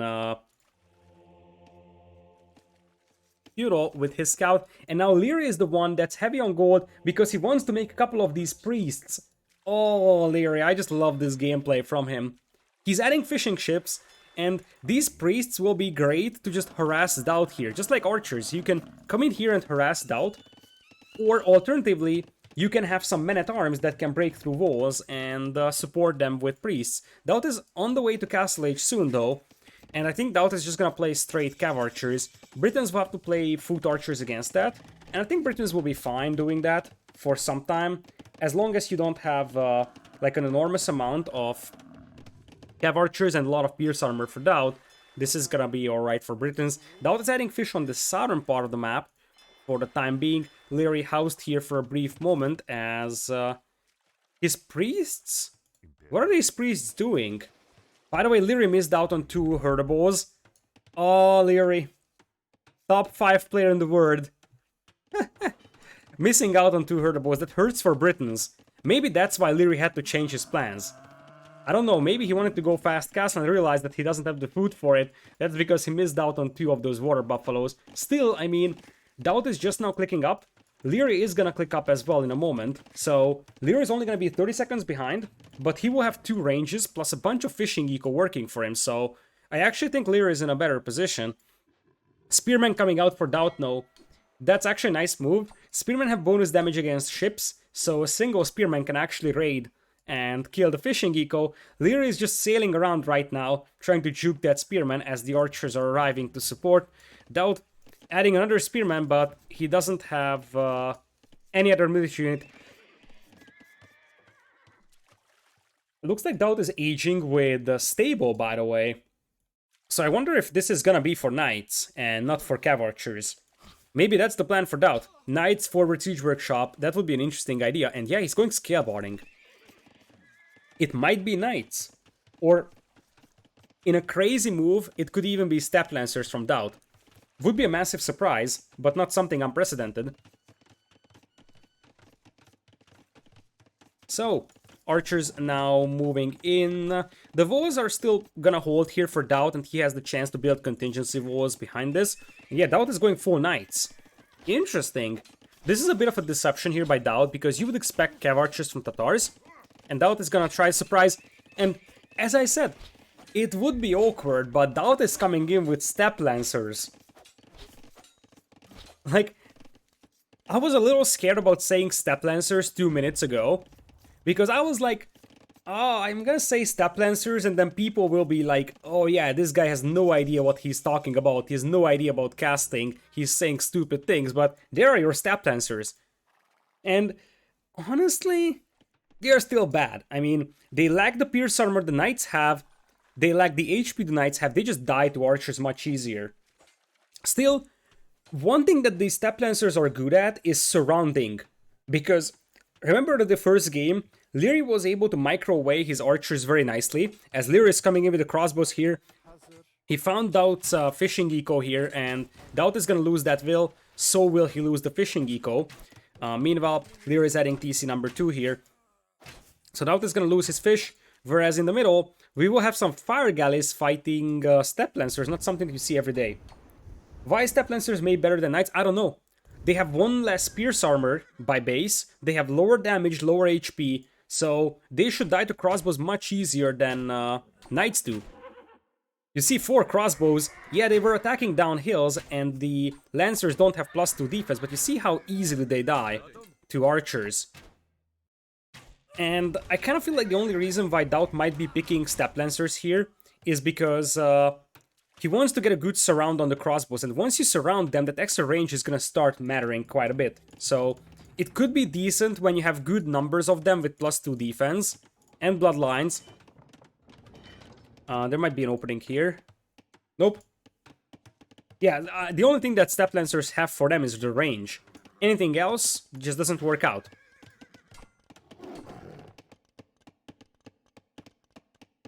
Anyways, looks like DauT is selling stone here, buying food. He wants to go full lancers here for what will be a lancer masterpiece if it works out. Oh, Liereyy. This is why players always play with the mod called Useless Plants Remover. That foliage over there just meant that Liereyy didn't know there's an opening. And when map makers make maps, I talk to some map makers, and they're always very upset when players are using the Useless Plants Remover mod, because they're like, oh come on, I worked specifically to add some aesthetics to the map with these underground foliage and stuff like that. But this is why people always play with cubes and identical pine trees mods with every single little thing removed, because these are things that can lose you games. And now those lancers are coming in, and as I said, the range helps quite a bit when it comes to just poking down villagers, chasing them down as well, is also easier with lancers. And the other thing, indeed, is that it's harder to wall behind when you have step lancers attacking compared to knights. Nonetheless, I still think knights would be the better choice here. DauT now has a dock as well, and he's going for demos. Liereyy is ahead by 5 villagers, but he's constantly getting forced off from his gold mine because of these lancers. Here come the lancers as well, and one question, what's the training time with the knights and the lancers? Because that's a big question. What if the lancers train faster? Then you can make a case for this. The demo is trying to come in, trying to hit the crossbows, but that's not gonna work out. You see, it's easier to hit the crossbows, but Liereyy can still micro away, and your lancers are just so fragile, they will die to the crossbowman over here. They train faster, yeah, that could be an idea. Just like it's so weird to see Custeliers from the Burgundians on graveyards, this might actually work here for DauT, because they train a little faster, and as long as Liereyy doesn't have a big group of crossbows, those step lancers work fine. The step lancers start struggling once you have like 10-15 crossbows in a group, because then the crossbows just micro away and pick off your step lancers one by one before you could close the distance. So, fishing ships are going down here for Leary, but Leary still has the eco lead because he's adding the cheaper Briton TCs now. So, the only thing that Leary needs really is just archer numbers. He doesn't even need to be afraid of DauT right now. DauT does have a dock here, and it's making a fire galley to kill this knight. One thing that I'm surprised about is that Leary added a stable, I believe. Yeah, he added a stable here, and he's making knights, which is a bit of an awkward choice here with Britons. Not sure what to make out of that. Looks like Leary also has a couple of priests over here. Maybe DauT was scared about Leary going for all these priests, and it's easier for the Step Lancers to snipe priests than it is for knights, probably. Step Lancers now cannot get through these walls. As Leary gets a conversion, Leary is still ahead by 6 villagers. Free TC, boom, right now for him. Mostly consistent villager production. DauT is playing on 1 TC and just still pumping out Lancers, but it's only 8 Lancers versus 13 crossbows. I don't think DauT can do anything with Lancers anymore. 30 seconds to 24 seconds. That's actually pretty decent training speed boost. Maybe DauT was afraid that he can't just mass knights in time, because Leary's got the faster working Briton ranges, so what if Leary just goes for mass archers and destroys DauT before DauT gets a good amount of knights? Still, I mean, the Lancers should be an inferior unit compared to the Knight right now. You see, lower pierce armor, lower damage, lower HP. The only thing that goes for it is the range, but that doesn't compensate. Especially for the lack of pierce armor, that's what hurts really badly.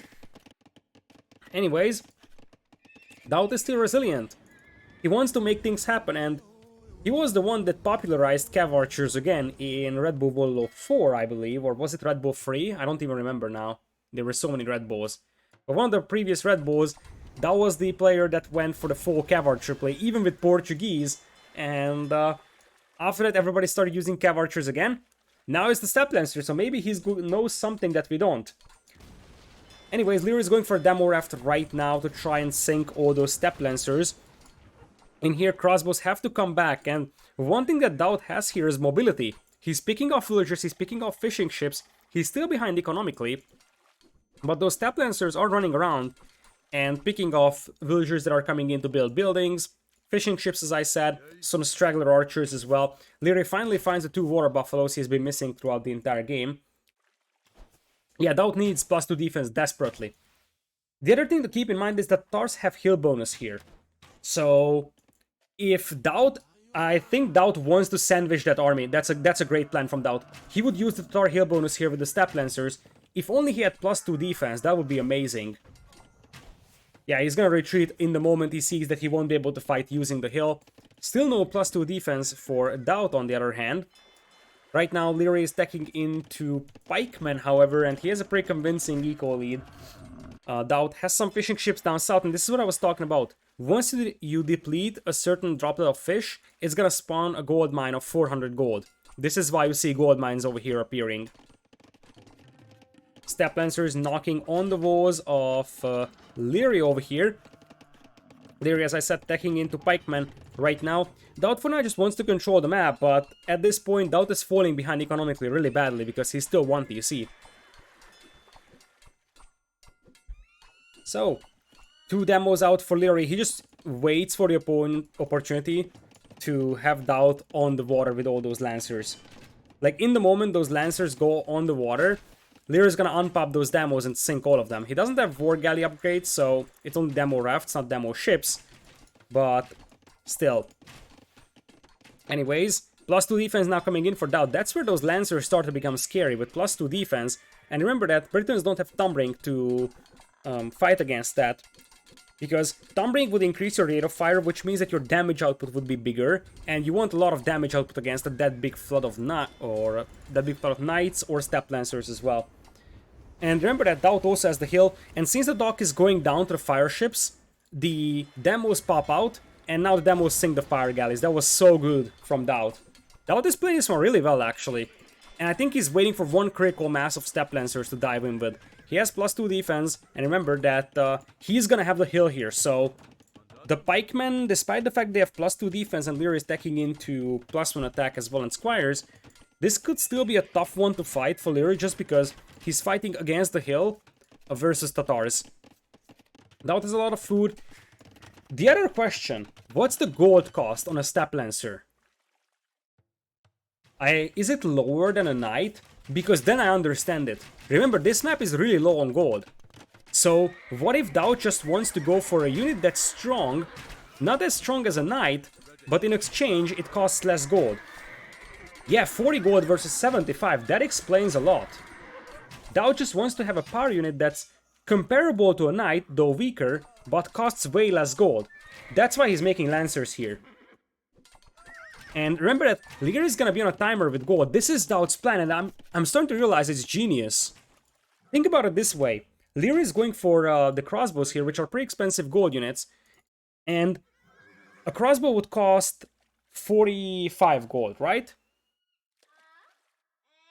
I'm starting to forget my numbers. I'll have to check up on the tech trees again. Yeah, 45 gold for an archer.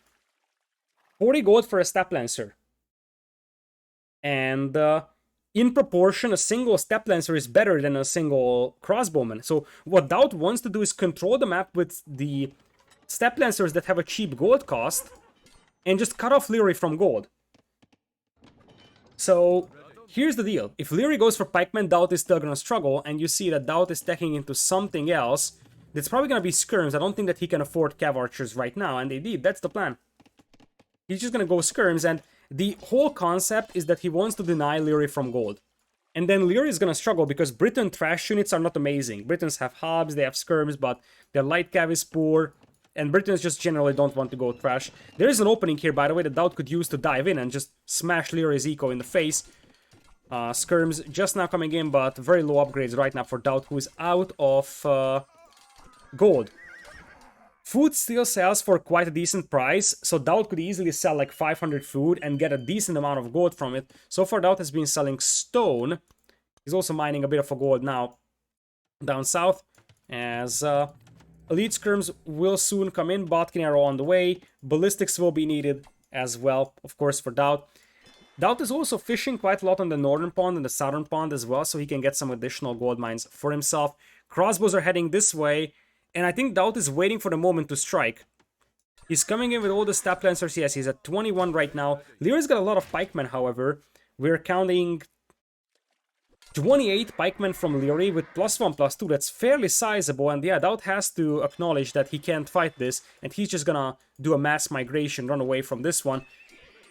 DauT still finishing off the stable here in the middle, just in case Liereyy wants to get some nasty stuff in there. And we're already getting ready to see the elite skirms. Step lancers actually getting surrounded here by the crossbows and the pikemen, most of them getting killed. I don't think that there was a lot of crossbowmen that lost their lives in that fight. Liereyy is actually going for Briton light cavalry. No relics on this one. There is relics. If you finish a stone mine, then you get a relic. That's how it works. A relic spawns when you finish mining a stone deposit.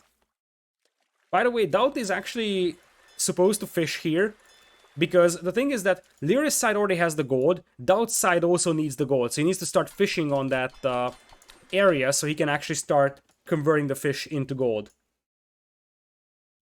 Alright.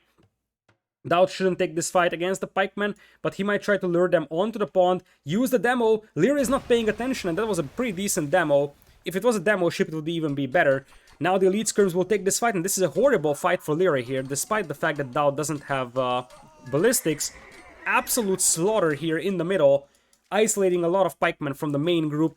DauT with now +2 defense, and Liereyy once again is running into the skirms here. This is gonna be a hard fight for Liereyy. This is gonna be a really hard fight, as ballistics is now coming in. And remember that DauT is now trading trash units to gold units, and he has been very, very cautious not to lose his own gold units. Plus, he's mining gold on the north, bit of a stone as well on the south. So DauT at least has some sort of minerals income, whereas Liereyy has none. Still, Lierey's eco is much better than DauT's one, but Liereyy simply can't afford Imperial Age. And this is one of the unique things on this map, that you have such a low amount of gold to start with that going into Imperial often is a mistake, because it's such a big amount of gold you would consume doing that, that you just want to spend that on army instead. And this is actually a good fight for DauT. He's killing the pikemen, and now it's the lancers and the skirmishers, plus heal bonus as well for the Tatars over here. Still, looks like some of the lancers don't engage, so Liereyy might be able to get away with this one. Liereyy does have +2 defense on his light cavs. but those light cavs don't necessarily have good upgrades. Well, they do have good upgrades, but they are missing bloodlines, and they will forever miss it because they're Britons. Leer is actually now focusing down the step lancers, however, and I think Leer is slowly taking over in this full Castle Age game. What Leer needs is to buy 100 stone, which would be pretty expensive, but then make a TC in the middle. That's something that would be very nice to have. A TC is a nice forward position, and it would give him access to gold. And from that point on, I think light cav crossbow would beat what DauT has. DauT is also taking into his own light cav. He's gonna have bloodlines over Liereyy. That's the only advantage that he will have for the time being. DauT mining a bit of a gold on the north, but it's only 4 gold miners as things stand. And I see Liereyy coming in with a couple of pikemen and light cav to kill that. DauT is constantly being forced back, and he can no longer use the heal advantage that Tatars give him. It is now Liereyy with the heal advantage. Just streaming the light cavalry, this is where we're going to start seeing the fact that Liereyy has a much better eco, because in this full trash war, whoever has more vills is probably gonna out-muscle the opponent army-wise, and that's exactly what we're seeing here. Liereyy is coming in with the light cav, and now those skirmishers are falling apart. 68 army versus 24, 173 population against 101, and Liereyy is just gonna decide, okay, I can run into DauT's eco, and he's gonna do that. Liereyy takes game number 3 as well over here. Interesting game, I would say. The monks didn't work out once again for DauT, and the key thing was that DauT just wanted to go for a 1 TC build, whereas for Liereyy, he realized that he can just go 3 TCs, and he can potentially play this game without gold if needed, and slowly just ground down DauT's step lancer numbers. Now it's 2 games in a row for Liereyy, 74 army high for him, and only 48 for DauT, and it looks like we already have the second or the 4th game recording in.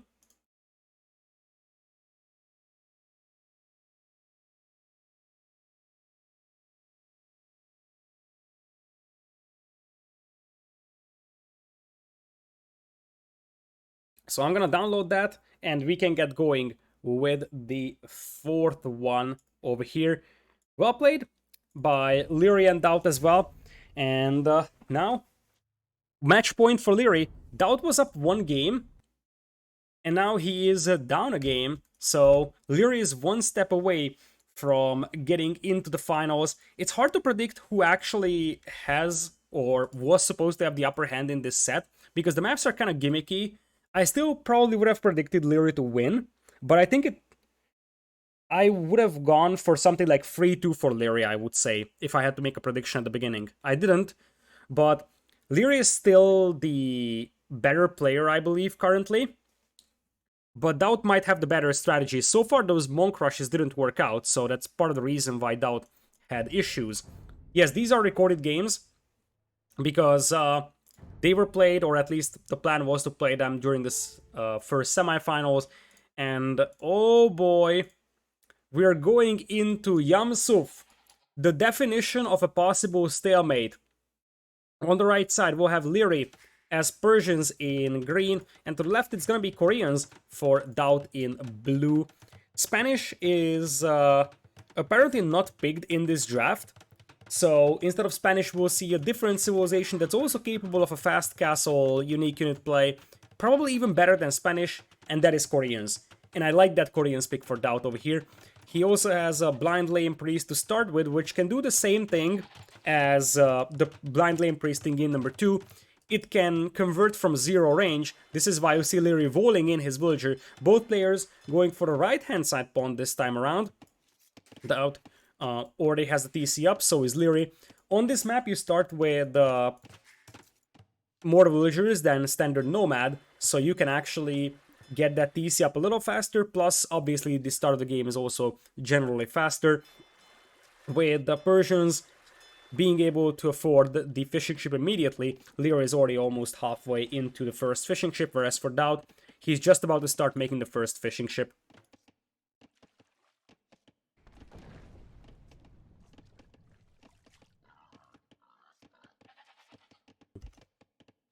So, let's see what we got over here. Liereyy is coming in here with the priest. DauT is gonna have to quick wall this. Liereyy was trying to just block the wall foundations with the camel, and then bring in the priest, try to convert the villager. Now he has to find a different target. DauT's primary gold is on the back. This stone is also reasonable. And these gold mines are all relatively safe. It's easy to protect these by walling off here and then just trying to focus on defense on this side. So DauT's base is pretty well defendable. Not so much for Liereyy. In fact, Lierey's base is horrible. A lot of gold mines on the front. The stone mine is very, very exposed. He's got a backup stone mine to work with over here, but very little backup gold mines in case things go south. So he's got this gold mine or this gold mine to fall back to if he loses this forward position. So everything is set for an aggressive castle age play for DauT because his opponent's map is very bad. I would dare to say that even, you know, a tower rush in field age could work with Koreans. We'll see about that one later. For now, obviously, it's going to be Fire Galley Wars, but that's not something that Koreans like to be at, so it's almost guaranteed DauT is going to lose water against Persians. Koreans doesn't have demo rafts, so if they fall behind with Fire Galley numbers, they cannot actually even this out with demos. So Persians should be able to beat Koreans on water 9 out of 10 cases in these close environments where you're talking about Fire Galleys versus Fire Galleys. If DauT is able to get a reasonable amount of galleys though, that could work out nicely. For now, it is just boars being lured in by both parties, and that's basically it.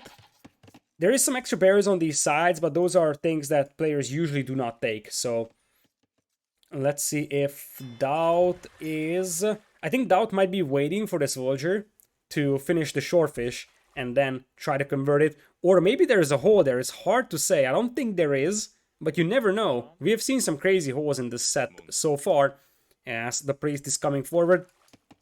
Alternative is that DauT could try to get some harassment done on other minerals. For example, the gold of Liereyy. That could be the target for DauT, because the wood line for Liereyy is very safe, and so are the berries. That's a very nice DC spot for Liereyy, and this is what I was talking about. Liereyy will have to take this gold mine, and that's far from ideal. Meanwhile, it looks like DauT knows exactly he's gonna lose water, so he's not even going for fast feudal fire galleys whatsoever. He's just gonna play fast castle here.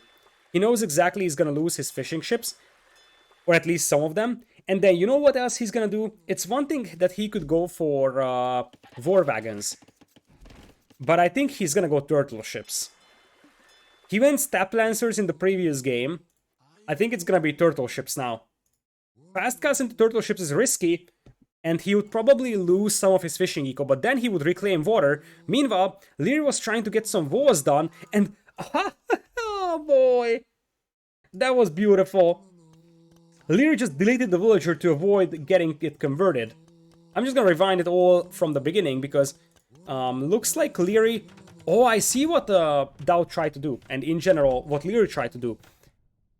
When Liereyy goes into Fuel Age, he needs to make a second dock for a Fire Galley play. And DauT's idea was that, okay, the moment he needs to make that second dock, he's gonna open his walls, and I'll be there to convert him. That's a very nice strategy, once again, by DauT. His idea was, as I said, that Liereyy will have to open those walls to make the second dock, and that's where I target that will. And Liereyy, instead of giving that villager to DauT, he's just gonna delete it. He's gonna be like, okay, it's better to delete that will than to lose it to conversion. Now, Lierey's gonna have to be careful because DauT knows exactly the next will try to make the dock up here. And Liereyy has to wall that will in. This actually delays the second dock for Liereyy quite a bit. This is a genius strategy by DauT, I have to say. Now, here's the deal. DauT is not gonna have the food for Castle Age, so it's actually gonna be Fire Galleys now for him, but it's only one dock for Liereyy. He managed to deny the dock from Liereyy out here, and DauT is also booming with fish on the other pond. That's the other part of the plan. He's going to try delaying Lierey's push on this pond, and simultaneously start fish booming on this pond over here, something that Liereyy is also thinking about, and just try to carve out an eco lead using that. Let's see if DauT is even gonna go Fire Galleys. It's possible we're going to see standard galleys here. Nope, it's Fire Galleys for the time being. Remember that he's gonna have two docks and Liereyy only has one. That's the type of advantage that he managed to work with. Meanwhile, looks like Liereyy has had enough of that blind lame priest, and he's just gonna try chasing it around the map. The priest getting potentially poked down. There is the tower from DauT. As I said, Lierey's map spawn here is very unlucky. That gold mine could easily be forwarded, and you see DauT is trying to block the villager from accessing the priest. What a play! Leary is now coming in to block the priest from escaping, and Leary gets the final shot in, so that priest falls.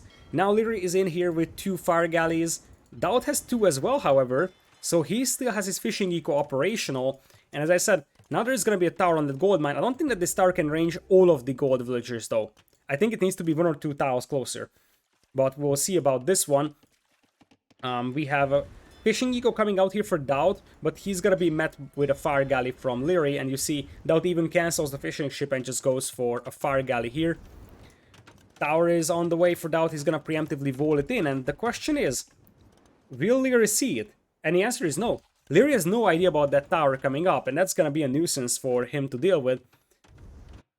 So the idea here is that if DauT forces Leary off from gold, that gives a chance for DauT to win water. If he wins water, he's gonna have a good fishing eco, and then he can beat Leary to Castle Age. Leary is gonna have to rush up a defensive tower here, but you see, this already means Leary is off from gold.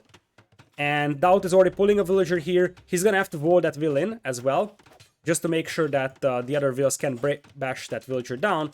But DauT is already taking that tower down. Leary is off from gold, which means no more fire galleys for the next couple of moments, whereas for DauT, he still has the fire galleys coming in for him. Leary is also going to pull some villagers to take that tower down. But, as I said, at this point, if it's a 1-for-1 tower fight here, pretty much, then it actually favors DauT, because that would mean that Leary is going to have a wacky gold income as compared to DauT, who has a very consistent one. So you see, DauT is already taking over on this pond. This pond on the left side is still sort of a stalemate. Looks like DauT is gonna bail out on this attempt though, so that was it for Leary and DauT in this fight. Leary is going back on gold, but this allows DauT to get a bit of an advantage here, fire galley numbers wise, and you already see him using it, killing the fishing eco from Leary.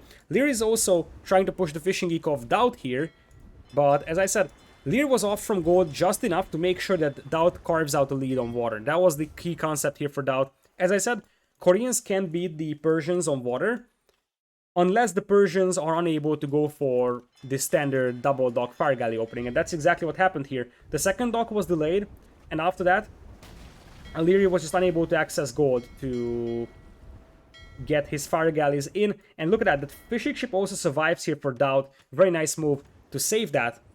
Saving the fishing ship here is actually very valuable, because even if it dies 2 minutes later, it still worked for 2 extra minutes for DauT. Leary, on the other hand, is getting close to Castle Age here, even getting a market up. And if he gets to Castle Age, he would have fire ships. And that's not something that should be overlooked. Whereas for DauT, he's still pretty far away from Castle Age here. Looks like a fire guy is trying to sneak around, try to hit the weak fishing ships. Let's see if Leary is going to target the weak one. Yes, he will.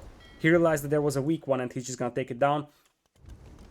So, Leary will be on the way to Castle Age soon, but his food income will fall apart just now. This is the problem for Leary. He was so close to clicking out, but he's gonna have to buy the last 100 food because, first off, he's still missing buildings, so he needs to wait. But more importantly, the only food income he has right now is coming from berries. Because, guess what? His fishing eco has been absolutely destroyed. He still has 2 fishing ships here, but DauT should be able to intercept them and sink them. DauT also using the market pretty heavily, sending villagers to stone. The follow-up to this one is probably gonna be some turtle ships, just to keep control over water. And then war wagons is the other unit that DauT is gonna go for. And Persians will struggle quite a bit against war wagons. Not by a massive margin, because their melee units are still pretty decent. They will go knights in general. And the idea is that war wagons are supposed to be weak against melee units. And Persians also have bonus damage on their knights against archers. But then again, war wagons are extremely hard to kill, so I'm not sure if that's gonna be enough for Leary. Anyways, it looks like Leary is massing fire galleys on the left-hand side pond, as DauT is actually faster to Castle Age compared to Leary. That's because Leary just lost the fishing eco, and he basically had no other food income other than the berries. So this dock is slowly going down here from Leary. He's gonna have 3 fire galleys in there. He wants to upgrade to fire ship most likely. So see, Leary is massing a big fleet 3 fire ships or fire galleys in both of these docks, and there is going to be some demos as well. DauT now spreading out his ships, realizing that there's a chance Leary has some demos in there, and that's actually a legit chance. But DauT isn't messing around. While he's doing all of this, he's gonna castle drop Leary. And that castle drop would be devastating. And he could even go for some watchtowers and just go guard tower, because he gets the guard tower upgrade for free. But that's gonna be a castle drop, and he's gonna drop the war wagons right in the face of Leary. I like the tower, as Leary is gonna pop out his ships and start destroying DauT's navy. There is the turtle ships I was expecting. And this castle is just outside of the range of that gold mine. But that's not a problem for DauT, in fact that's good. You don't want to go for a DauT castle here in the decisive game. This is actually the type of castle you need. And then you just go for a tower here once that tower is destroyed. And that guard tower will still keep Leary off from those resources. Looks like DauT actually cancels the turtle ship on the right side. Here comes the turtle on the left against the fire ships.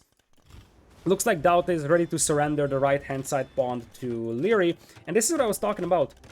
Yeah, the castle doesn't need to be super aggressive. The follow-up guard towers will have to. And as I said, Leary really is going to struggle for gold, because most of his gold mines are in the front, and the rest of them are like wide open and exposed. He's going to react to the war wagons with the monks. But you see that Leary is already going to be off from his gold. Turtle ships trying their best to chase down the fire ships here. Repair villagers are possibly coming in here. The turtle just a little too late to the coast, and the turtle goes down over there. Leary's gonna take the right hand side pawn. He's gonna start adding fishing eco, but now this is gonna be coming down to gold control. DauT coming in with another tower rush here. Supporting the war wagons with the towers is actually a reasonable idea here, because that allows him to take down the monks. Plus, the castle is unique tech of Koreans, Upsong, would give 2 extra range to the towers as well, something that helps immensely at just controlling the map as it is. Leary's gonna go for a second town center over here, but I think DauT, if he stops making towers, he could start making castles again. Leary still has the eco lead here, but we have seen that on this map, such a momentum could be enough to win a game. You don't necessarily need to have the villager advantage. Looks like Leary actually gets away with 2 conversions here on the right side on the villas, but this is, I think, fine for DauT. Because in exchange for those 2 villas, the monks now have no faith. There is another monk coming in here, though. If this tower goes up, Leary won't be able to make additional monks, because the monks popping out will get killed immediately by the tower. Another villager was converted, though, so DauT is now running out of villas here on the forward, trying to lure away the opponent's villas from the tower, and the tower actually goes up. Leary trying to get a conversion. First monk goes down, second monk went down. There's gonna be 1 conversion for a price of 2 monks. But now, this monastery is pretty much dysfunctional. Like, the monk cannot pop out because it's gonna get killed by the tower immediately. Leary is gonna try stopping that tower out there, as he's making another monastery at the back. Monk popping out, gonna get killed instantly, as DauT is just crawling up with towers everywhere. It's really everywhere towers right now for him. He lost the pawn on the right side, and Leary does have some fishing eco there, but as I said, it doesn't matter at this point, as Leary is trying to tech into some camels to deal with the war wagons. I'm not sure if camels is the right choice here. Maybe knights would have been slightly better, because camels gonna have a bonus damage. On the other hand, knights would also have some bonus damage because they're Persian knights, but camels have so much lower pierce armor compared to knights. Especially if you consider Leary only has +1 defense. Another tower coming in here for DauT. Same concept. Get the tower, deny the monastery. Do war wagons benefit from accuracy upgrades? Yes, they do. In fact, it's almost a must-have for them. This tower isn't going up for DauT, though. He's gonna potentially lose another villager to conversion, and that will even survive the tower fire, I believe. But now, Leary has to pull a bunch of villagers to try and deny that tower over there. DauT is just killing his eco. Right now, Leary's eco efficiency is a whopping 29%, as compared to DauT's 62%. DauT doesn't have a huge economy, but at least it's untouched and it's working. In fact, DauT has 3 villagers on food. Whereas on the other side, for Leary, he just doesn't have any kind of operational economy over here. And this tower going up would be devastating for Leary, because he would lose his food eco as well. Another conversion here, that's gonna be another war wagon lost by DauT, and that war wagon managed to snap the villager intending to make the tower. War wagons also have such a high pierce armor that they can just dive beneath TCs and still just run past town centers. As Lierey's eco lead is still there, it's just the efficiency that's entirely missing. And the fishing eco itself won't be enough for Liereyy here. He needs some sort of land-based food eco, and that's exactly what DauT is targeting. Just trying to kill the farmers, making some towers on the farms as well, trying to pick off the berries as well.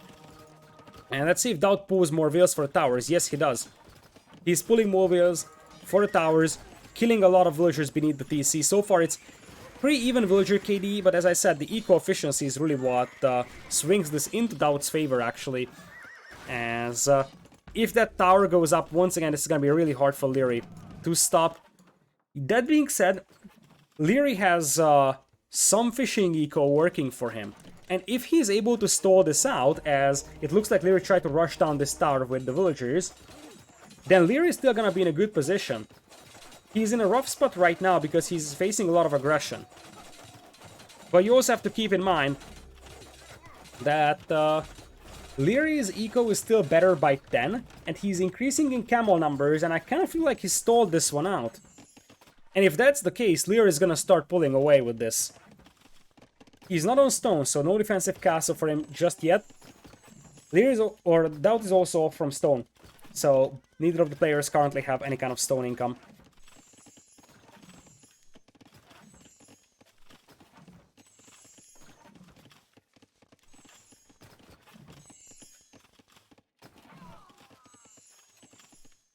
So, as things stand, Liereyy is just massing camels, and once Liereyy gets a decent amount of camels, it won't matter that they have low pierce armor, because they can still jump on the war wagons and overrun them.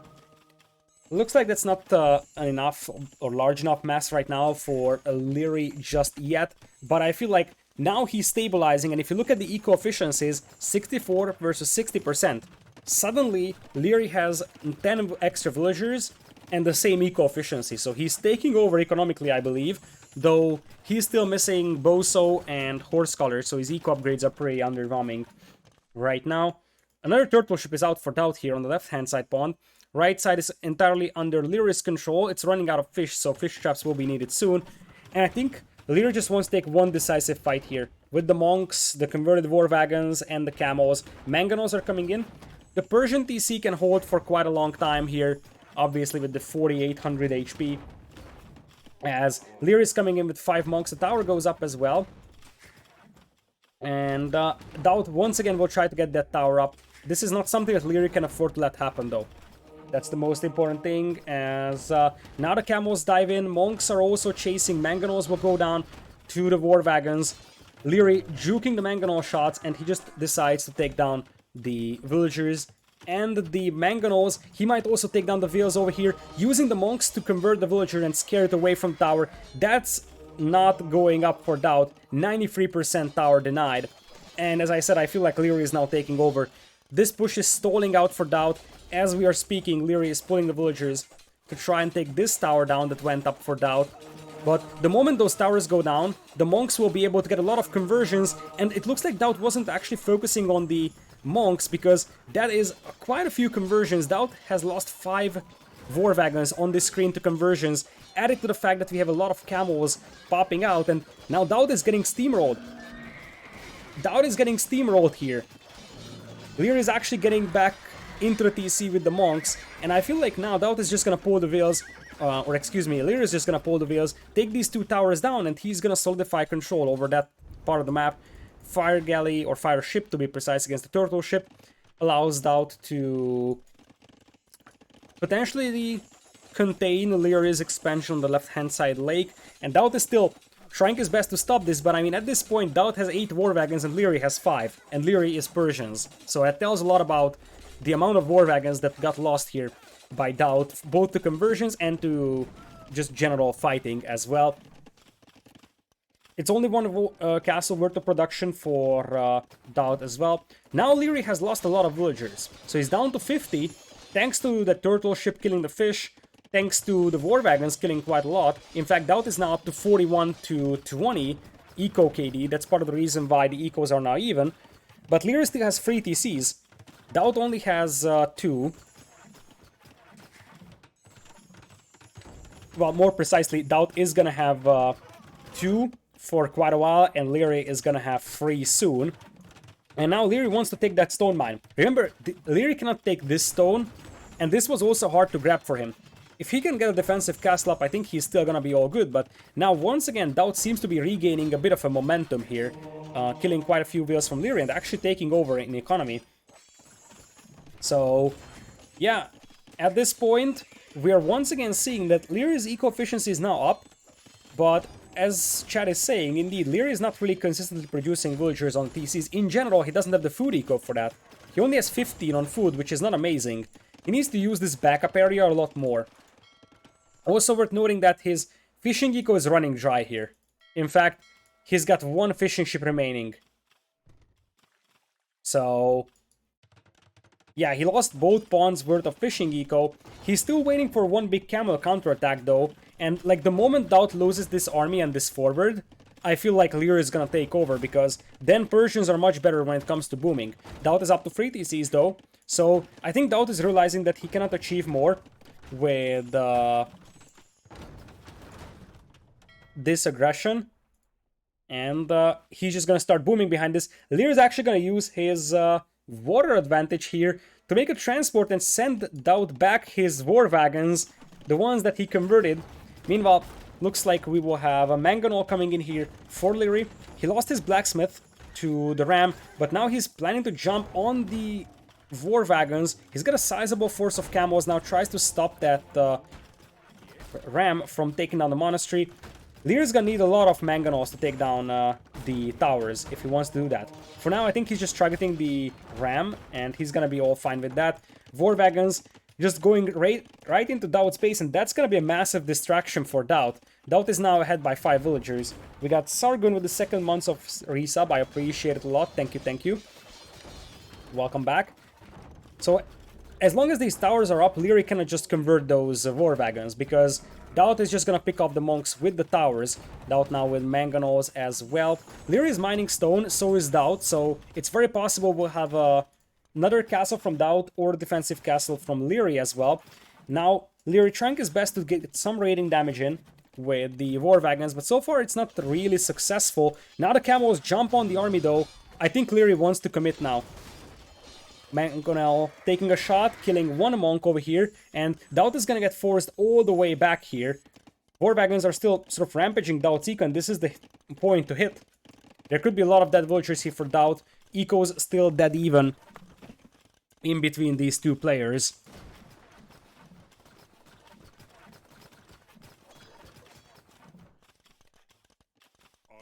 Battering ram on the way now for Liereyy, trying to clean this tower up. As the camels are once again tempted to jump on them, but the moment the war wagons start microing back, they will just disengage. These large amount of monks here for Liereyy also helps a lot when it comes to healing. DauT sends a couple of war wagons back and cleans up the converted ones. It's not like Liereyy is doing much with them anyways, so like he pretty much let them die over here. I feel like those war wagons would have been better used for Liereyy to just defend here. But anyways, the tower goes down. Next is the siege workshop here for Liereyy, and coinage? Liereyy just clicked coinage on accident. That would have been the worst possible upgrade to upgrade here in this game. Coinage is exclusively a team game upgrade. Mangonel pops out, beautiful shot by DauT. He's gonna trade 1 for 1 over here. The monks need to be very careful not to run into the tower fire, and so far DauT has focused them down very nicely. So a couple more monks went down here for Liereyy. Liereyy is still adding more monks, however, and there is the defensive castle for Liereyy that he's thinking about. Or, now that's an aggressive castle there. Is that going up for Liereyy? I'm not 100% sure. There's a lot of camels here that can absorb the arrow fire, a lot of rams as well, and it looks like DauT is gonna be forced back. Liereyy is pushing up with the monks. Maybe that's the deciding fight here. Liereyy behind this one has a pretty wacky eco. Now he's only 65 villagers compared to 91 from DauT, so even if this is a lost fight here for DauT, what he needs to do is stonewall in the middle. So that's the hope here for DauT, because he could get overrun by the camels pretty easily. On the other hand, As I said, his resource bank is looking much better. DauT is about to go into Imperial, whereas for Leary, he's nowhere close. In fact, DauT achieved a lot with this aggression over here. The Villager Kid is pretty impressive now, 56 to 24. Those guard towers and the war wagons really made it hard for Leary to clean this one up. Now, if DauT loses his entire army of war wagons, it doesn't matter that he is an imp. So he's gotta be very, very careful with this one. Leary was tempted to try and stop that castle, but he won't be able to. And if DauT gets up to Imperial with this many war wagons, he's gonna have Bracer on them, probably Elite as well, but the bigger deal is gonna be Trebs. He can trap this castle down, and Leary is nowhere close to Imperial. He's 5 on gold right now. He barely has any gold to work with, keep that in mind. And he's still unable to take this gold. Like, this defensive castle is nice, but it's still not cleaning up this tower that's denying that gold mine. Plus, now DauT has another castle here that's gonna deny that gold mine. As I said, Leary got screwed over really badly by the map generation because he's got all his gold on the front, but that's just the way random maps work in Age of Empires, right? Sometimes you get a very unlucky map, and DauT exploited that weakness very, very nicely. As now I feel like Leary's left is collapsing. 109 population against 128 is not that bad, and Leary is not far away from Imperial Age as well, but he's gonna be so much behind that he's gonna lose that castle. I don't necessarily see this working for Leary. I don't think he's entirely dead, because if DauT loses that group of war wagons, and he has to be very cautious with those, then there is still a slim chance for Leary, because Leary is not that far behind in eco. He is far, but it's not like it's an insurmountable lead at this stage, especially because DauT's army might be restricted in movement by the castles here a little bit. So, Imperial Age on the way for Leary. He's using this one to be in the Imp TC. It would have been probably safer to use this. Leary is right now on 2 TCs, mining this gold mine.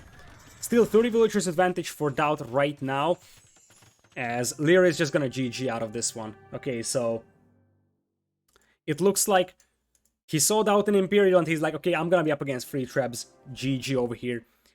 It's interesting that the players fall quite a bit to these fast castle unique unit aggressions on this map. We have seen Conquistadors winning here, and the War Wagons is actually a better version of that, because Conquistadors cannot run past TCs, War Wagons can, and DauT used that really nicely. Plus the Guard Towers was actually a very nice complementary force as well to the War Wagons, because the Guard Towers are allowing DauT to pick off the monks, plus it allows DauT to control the map with that, and Leary struggled quite a bit economically, and he was never able to recover.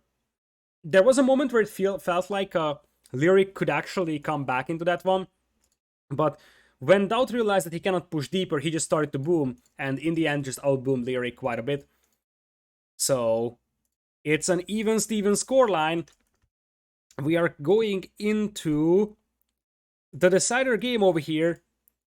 Question. Okay, we might have some downtime once again.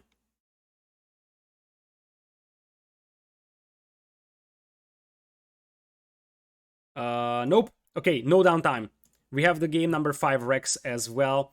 So, it's time. I'm gonna have to restart the game once again because of this bug that you can no longer just download the game and add it to the game. It used to work. That's the interesting thing. It used to work that you have your game open and you just copy paste the recorded game file to the save games directory. It no longer works. So, yeah, we got spec chat, but spectating recorded games became much harder now in Age of Empires 2, thanks to this new bug. So, game number 5 coming up, and then after that, Grand Finals all live.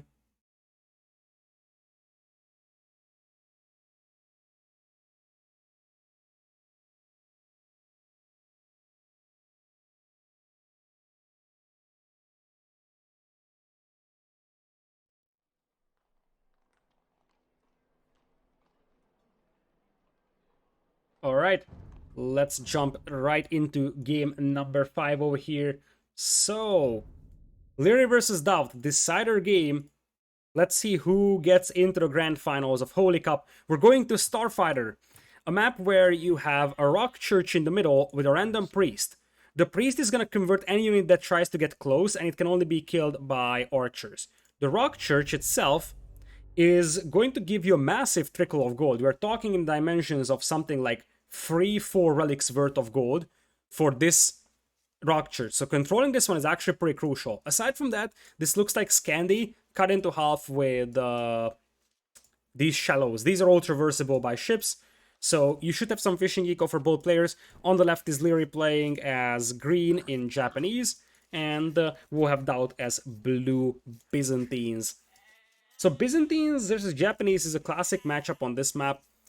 Japanese will give you stronger, sturdier fishing ships and a better return value for your investment into fishing eco because their fishing ships also work faster. But Byzantines will give you much better fire galleys to play with. They will give you a potential good Imperial Age power spike. So I feel like either of these civilizations can prove to be the better one in this matchup. I probably prefer Japanese a little bit, but I think it's a pretty close matchup, so this could go either way civilization-wise. Alright, so let's see what we got here for Lord.DauT. He's gonna have a very open front here. This map generally spawns with open fronts, but not as open as it is for DauT. His gold mine is also very exposed over here. In general, this is just one big nothingness in the front of his base. Same can be said of Leary though, so both players starting with relatively even maps. The gold mine for Leary is also somewhat exposed, but not horrible.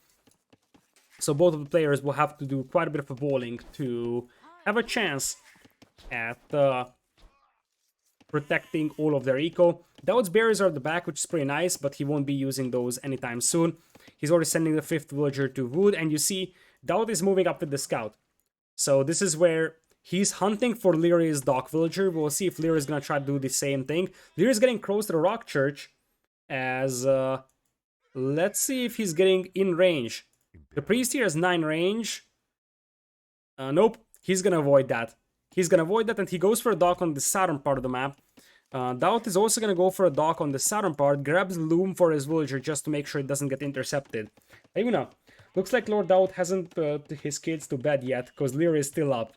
Oh, the burn. Thanks for the bits, Hayuna. That's a good one. That's a good one. Anyways, Leary actually was much faster getting that dock up. Part of that is because Japanese get a discount on the lumber camp, so you accumulate the amount of wood you need for the dock a little earlier.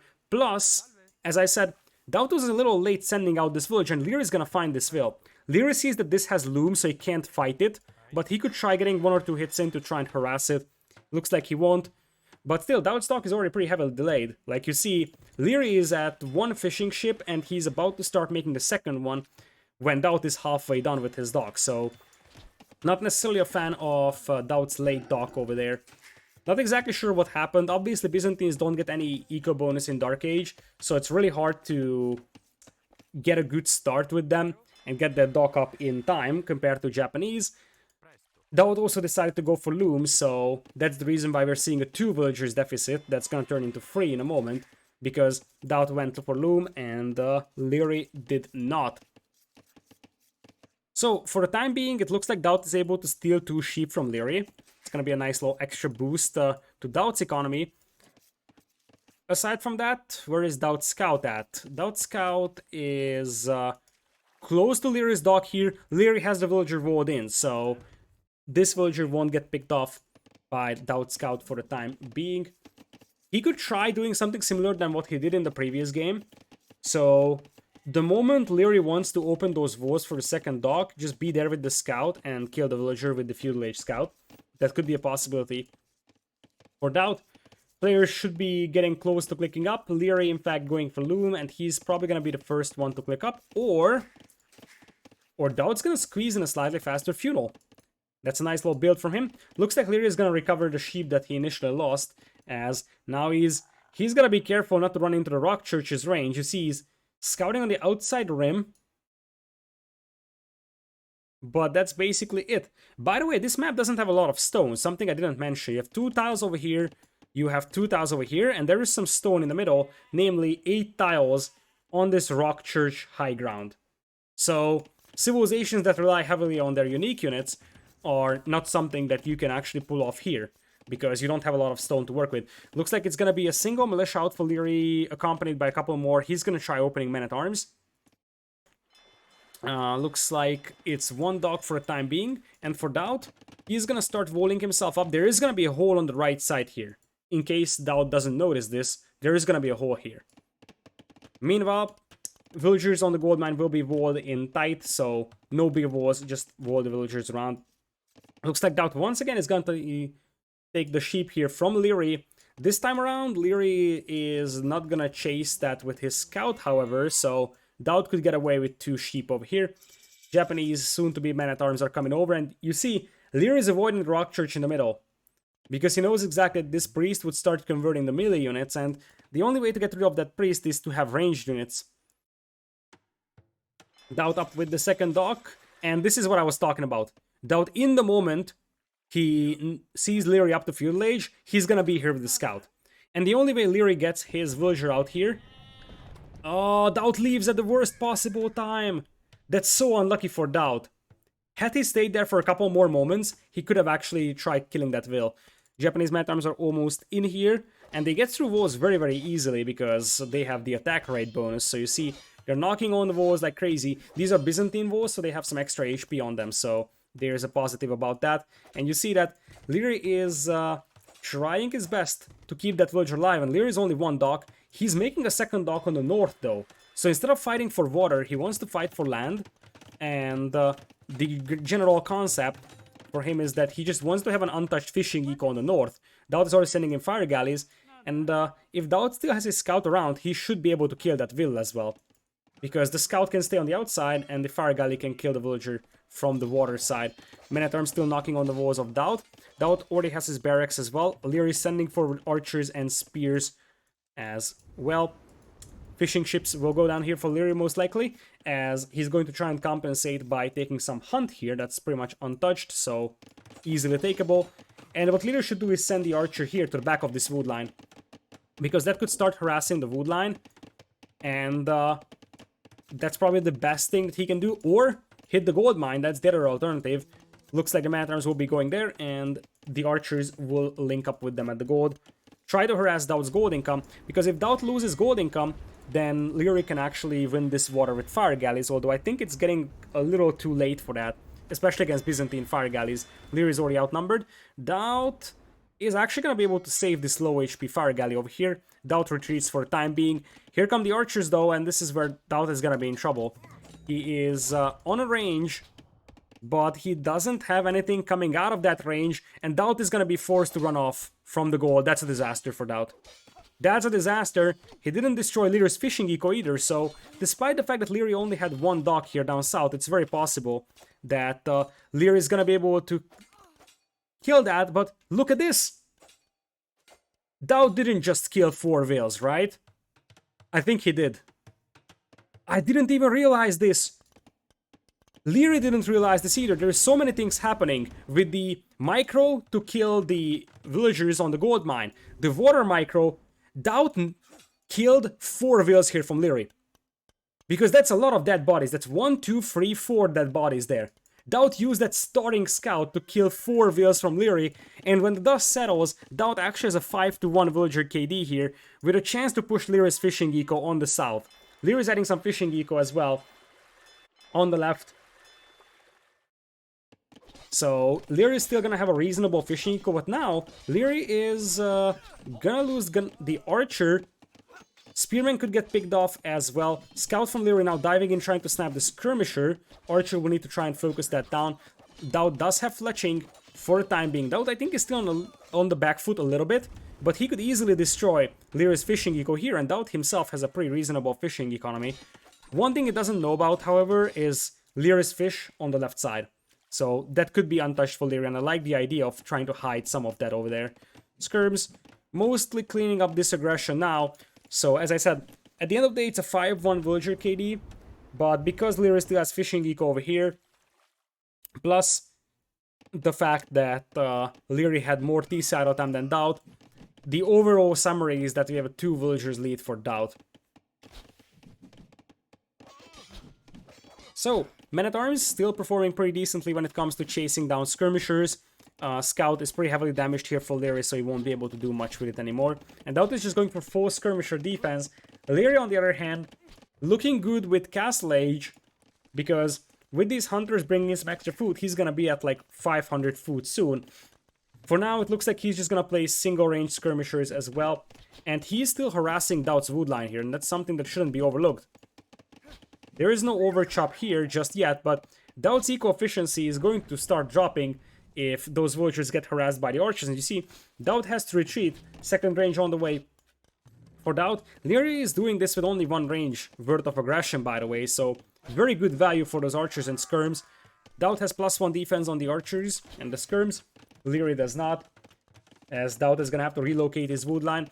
DauT doesn't have a lot of reasonable wood lines to work with, and I feel like this setback is going to hurt him, because Leary is going to be up to Castle Age faster as the next step.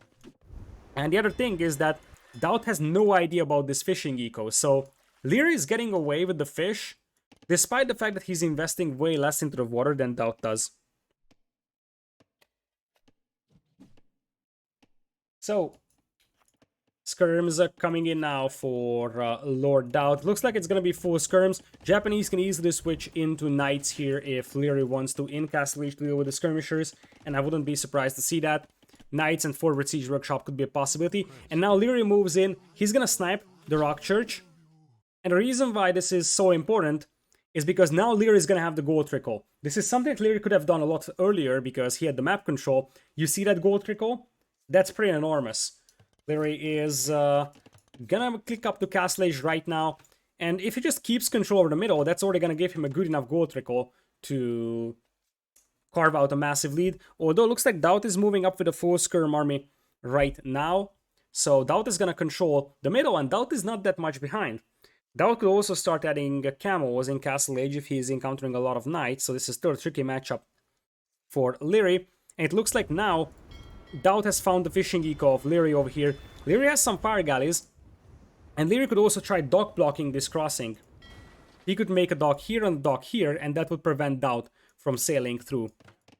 Leary is going to be fully walled back at home. DauT takes control over the Rock Church, and at the end of the day, that's a 30 seconds advantage for Leary. Both players preparing to go for stables in this one. Still 5 villagers advantage for DauT. Part of that obviously comes from the TC idle time difference, part of that is the fact that DauT clicked up later. So Leary's eco should still be fine if he gets the Rock Church back. If that remains in DauT's hands, then DauT actually has a firm lead economically, because there is some villager lead, and there is of course the Rock Church. That's a massive gold trickle, by the way, for DauT. Looks like only one stable for Leary, going for Bloodlines for the time being. We'll have a couple more fire galleys coming in here for DauT. These are somewhat damaged, but they're still Byzantine fire galleys, so this could be an even fight over here. Looks like Leary is not gonna chase them, he just has his fire galleys patrolling here. Adds a couple more fire galleys, and looks like DauT is actually gonna turn that villager into a human barbecue. Archers moving through on the right side. This is what Leary wants to do. DauT is actually lucky because I think he spotted that with the fire galley, although you never know, because he might be microing here, or he might just be looking at his ecos. There's a chance he didn't spot this, especially because I don't see any reaction to it. Elite Skirm from DauT coming in, and the University potentially for Ballistics. Leary's crossbows are about to hit DauT's wood line over here. Leary is pretty smart, getting close to the wood line before firing, takes down one villager, and he could deny the University. This is pretty big. University being denied here would mean that no ballistics comes in for DauT anytime soon. Leary is still fighting on the water with fire galleys here. Fire ships are coming in for DauT with the war galley upgrade on the horizon, and looks like we're gonna have DauT dispatching all his skirms to the right side. Leary's gonna have some knights on the field, whereas for DauT, I think we're going to see a couple of camels being added. Looks like with the arrival of the skirmishers, the University can be completed, yet the knights are still gonna do quite a bit of damage here to that group of skirmishers, and you see that Leary can still harass the wood line of his opponent. There's already a forward siege workshop coming in, and the other thing I want to highlight is that DauT is fishing all the way out here, so pretty far away from his docks. whereas Leary is much closer to it. So right now, Leary's fishing eco is a lot more efficient, and it looks like there is no hole to run in with these crossbows, but there is still 4 villagers taken down on that wood line. That is not looking great for DauT. The thing is that as long as the crossbows are here for Leary, he can just pick off the camos, especially because those camos have not a single upgrade. And there is knights here to deal with the skirmishers. The KDs are still even, but I feel like now Leary is taking over in terms of unit composition or just simply in the state of the game. In general, Vorgali is gonna be in for Leary as well in a moment, so he's gonna have fire ships himself. And there's a forward siege workshop to start pushing this angle. DauT's only wood line is over here on the north, something that isn't getting pressured right now, as he keeps trickling in some fire ships across the middle. By the way, Leary does have the rock church in the middle as well, so not only does he possess a 4 villagers lead currently, he also has an extra trickle of gold thanks to that. The knights are out though, so Leary's gonna be careful here. He's trying his best to micro this one. No ballistics versus no ballistics, and he does have the hill as well.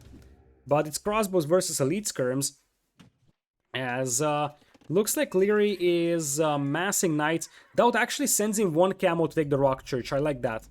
That's not a big deal to send in 1 camo and then turn away, but it gives you a massive trickle of gold. So I like how you just have 1 unit that goes in and takes it. Some demos coming in here for DauT as well to try and even things out on water, because Leary is slowly taking over in the middle here. And look at this. Leary is actually going to keep a crossbow there to keep control over that area. Leary, I think he's going to lose his crossbows right now. Maybe he can find some kills here on the fishing eco, but all the crossbows are going down. Nonetheless, the siege workshops will have mangonels inside, and Leary is adding a couple more crossbows plus knights, and he's going back on water. That's the bigger deal, that he could soon push the water here for DauT. DauT is still almost exclusively elite skirm. He only has 3 camos to play with. Second TC already in for Leary, and there's a second TC as well for DauT. DauT's army numbers are actually much better right now, but the army quality is much weaker. So you see the overall army value is actually much better for Leary compared to DauT. And now Leary is gonna add a second stable, adds +2 defense to the knights. I think it's alright for Leary to just force DauT to go for full camos, because if he does, then Japanese can just go for their own halberdiers or pikemen and just deal with the camos that way. Skirmishers slowly going down here, and as I said, Leary wants to go back on water, just destroy DauT's fishing eco, and that's gonna be a lot of precious fishing eco going down here for DauT. Behind this one, Leary has an untouched fishing eco, and now it's a 15 villagers lead for Leary. Mangonels are coming in from behind. The camos were intentionally fought against with the knights, because Leary wanted to use these mangonels to something catches some of the skirmishers in that group as well. And I kind of feel like DauT might not have the eco here to mass enough camos to fight this. The monastery is gonna get denied. Leary with the ground attacks missing the target on the camos. But now, if it's getting more and more camos, crossbows once again will start thriving. And, well, camos going down here. Crossbows will be picked off by the skirmishers, but there's a big mangonel hit on DauT's forces, another big mangonel hit, and the mangonels are still alive. Barely any skirmishers left for DauT here, and he's down to 7 army as opposed to 16 in the decider game in this best of 5. Leary is very close to victory here, I believe. He possesses a 13 villagers lead, a convincing map control advantage with the rock church under his control as well, plus a unit composition that currently is slightly better. A Byzantine cav archer being added here by DauT. That's probably a misclick because Byzantine cav archers are absolutely horrible. Third TC for Leary, and I kind of feel like now Leary will just sit on this lead. He knows exactly what type of lead he has.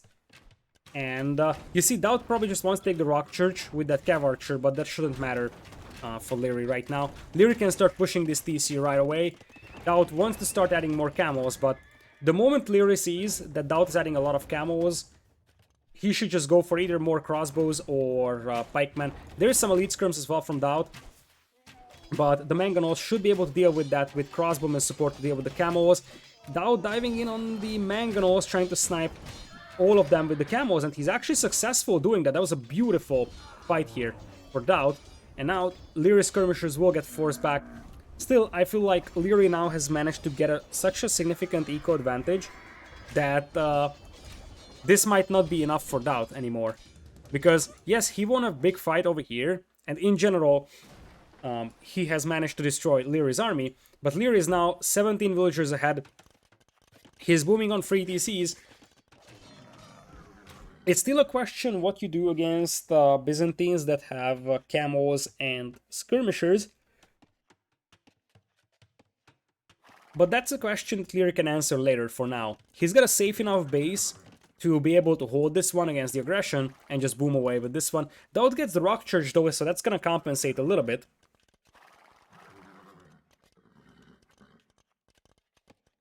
Let's see what Leary is up to. Leary's gonna send a wave of knights back home. He realizes that DauT's camos are on the front, so a wave of knights here could kill quite a few villas, and he might just bump into these gold miners. That would be excellent value there for Leary. He detaches one knight to pick off this villager, sends the rest of them into DauT's base. DauT is gonna have to send the camos back to fight this one. And the difference between the two players right now is that the camos aren't really a good raiding unit. They don't do a lot of damage, whereas knights do. So Leary could get quite a few villager kills here, and you see, DauT is trying to chase, but at this point it's a matter of economy efficiency, idle time, and stuff like that. This knight could also do a lot of damage on the stone mine. Still, looks like DauT is gonna be able to clean up the knights without any serious problems, and he's got some camos in the party as well. Leary is already attacking into pikemen. He is housed at 115 for the time being. His eco is now much better compared to DauT's one. So I kind of feel like if DauT is unable to add some extra eco and catch up with that, Leary is just going to snowball the game, because at some point we're going to talk about Leary in Imperial. Leary also is able to jump on the skirms here. DauT wasn't looking for a moment, and he's going to kill all the skirms. Such an amazing fight for Leary. He killed all the skirms, and now he can withdraw with the knights and just use the pikemen to clean up the camos. He's even trying to trap that army in there. Will be unsuccessful because the camos will just run out on the other exit, or... oh yeah, he's gonna trap it. He's obviously gonna trap it. We are talking about Leary here. So, camos all getting cleaned up. Another wave of camos coming in here from DauT, but Japanese pikemen should have no trouble dealing with that. Defensive castle for DauT. Leary has enough stone for a castle in the next couple of moments as well, as the army numbers are currently even, but I feel like DauT could lose a lot of army value here. Even if the Byzantine camos are cheap, these guys do have bloodlines. They do have +2 defense, but they will still die to Japanese pikemen. Overall, the eco KDs are pretty close. Interesting game, I have to say, because I would think that Leary has a massive lead, yet it doesn't show on the battlefield right now. Still, DauT is going to lose the majority of his camos, and now it's 27 army versus 8, 102 villager count versus 79. This is the moment where Leary is taking over, I believe.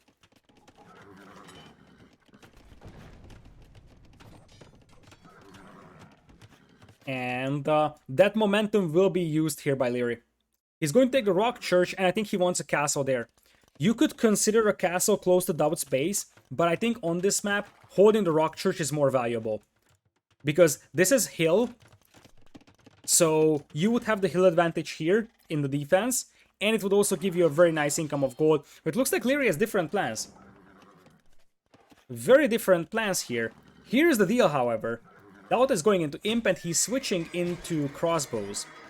Now, don't underestimate this from DauT, because if he gets to like 25 orbs and a couple of bombard cannons, that could be hard for Leary to deal with. Castle coming in here for Leary. Many of those knights are pretty heavily damaged, and let's see if DauT sees that castle.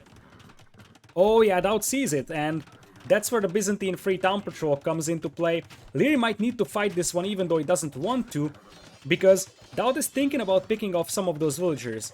Even if that castle goes up, DauT can trap that down almost instantly, but he's sort of forcing Leary to take at least some fights over here. Leary, not far away from Imperial himself, but his gold income is pretty underwhelming, so it's gonna take some time until he gets the gold he needs for Castle Age. We'll drop the mining camp over here as Leary...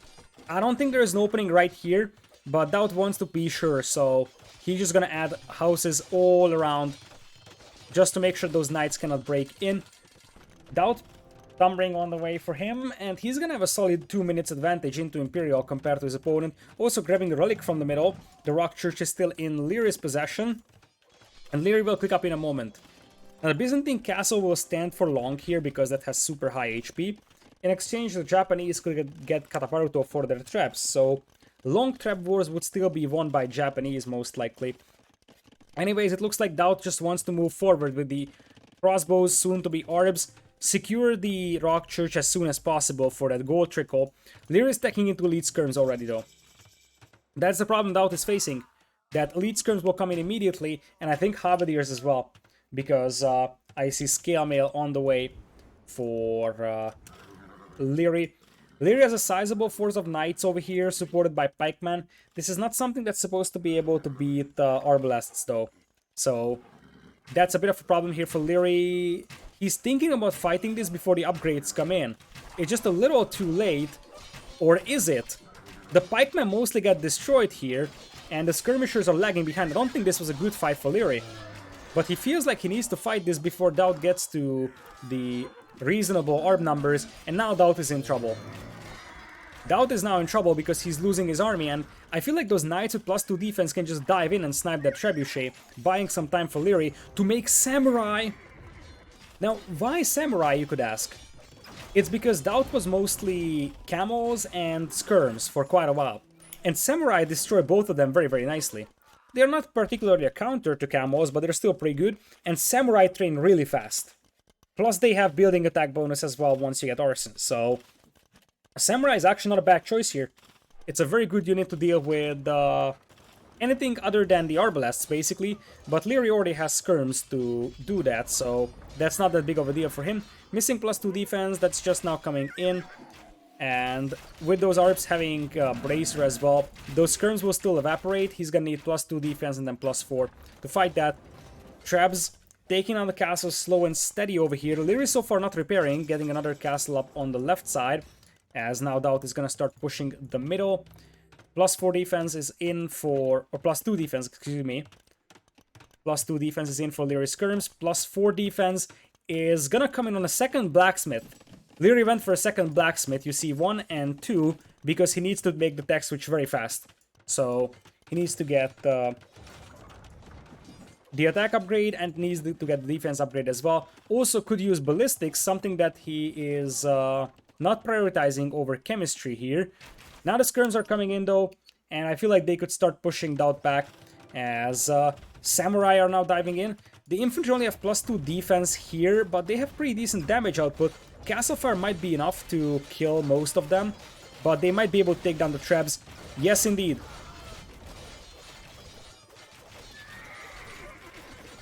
Yes, indeed. All the Samurai will go down, but they save the castle. That's what matters. Nonetheless, now it is Light Cav as well for DauT, something that Liereyy doesn't have a direct answer to right now. Plate Mail on the way, and he already has pikemen tagged into, so he just needs to have a couple of pikemen out on the field to deal with the Light Cavalry. And Byzantine Hussars are also, or Byzantine Light Cavalry is also pretty underwhelming. Nonetheless, Liereyy is taking a somewhat underwhelming engagement over here against the Arbs and the Light Cavalry. Liereyy trying his best to take down the Arbalest, and Arbalest numbers are actually dropping here. DauT is down to 13 of them. Liereyy, however, won't be able to hold this castle a lot longer. He's not making any trebs, so he doesn't really have anything that fights back against those trebs now. But on the positive side, he destroyed most of the Arbalests. Liereyy also getting some Samurai in on the left side, now pushing DauT back. Eco is still much better for Liereyy, he's almost pop-capped by the way. As, is he gonna try rushing this down again with Samurai? It feels like it. DauT will probably try to dive in with Light Cav, try to kill the repair villagers to get this castle finished. But now, look at this. DauT learned from the previous mistake, and he now has the Arbalests close to the Trebs to snap down the Samurai.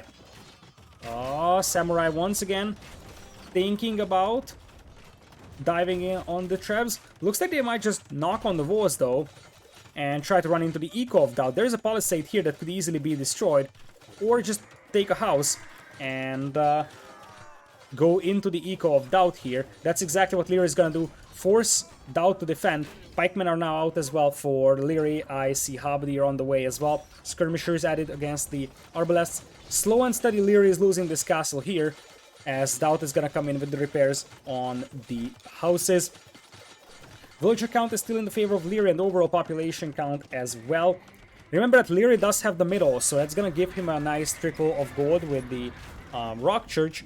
But DauT has 3 relics and Liereyy has 0. Liereyy could easily pick up 2 relics on his side, but that's not something that he has spent time on just yet. So I would say with the Monument in the middle and DauT having 3 relics, that should be relatively even gold income for the 2 players from relics. And Catapracts for DauT! Now, question, how do Catapracts do against Samurai? This is one of the unique matchups that you don't see very frequently. I think Catapracts beat Samurai, right? Because Catapracts receive a bonus damage reduction, so the Samurai shouldn't be able to do that much damage on the Catapracts. It depends on how much that bonus damage reduction is, because Samurai have insane bonus damage against unique units though.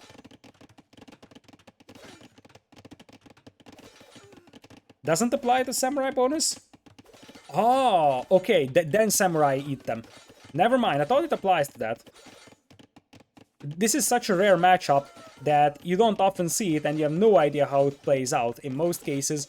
Now DauT is losing villagers though to the Samurai on the left side. The Samurai do not have Elite or Blast Furnace just yet.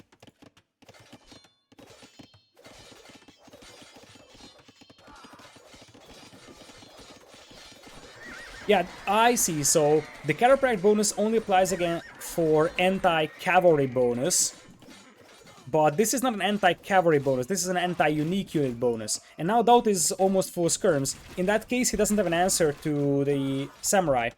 DauT is moving to the right side over here to try and secure that gold mine, something that was denied by Liereyy, by the way. We haven't talked about this, that Liereyy denied 2 gold mines with that castle. And that's still raidable economy on DauT's side. DauT didn't have a lot of gold income because of that. In fact, I think he ran out of gold in his starting base. This is why he was so desperate to take that castle down. He needs these gold mines. Liereyy coming in with some Halberdiers in the middle. Those Byzantine light cavalry die so easily to the Halberdiers.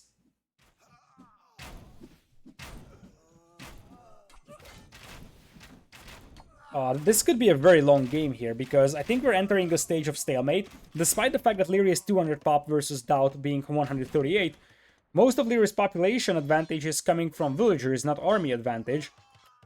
Halberdier is now moving in, and they will once again just try to raid DauT as much as possible.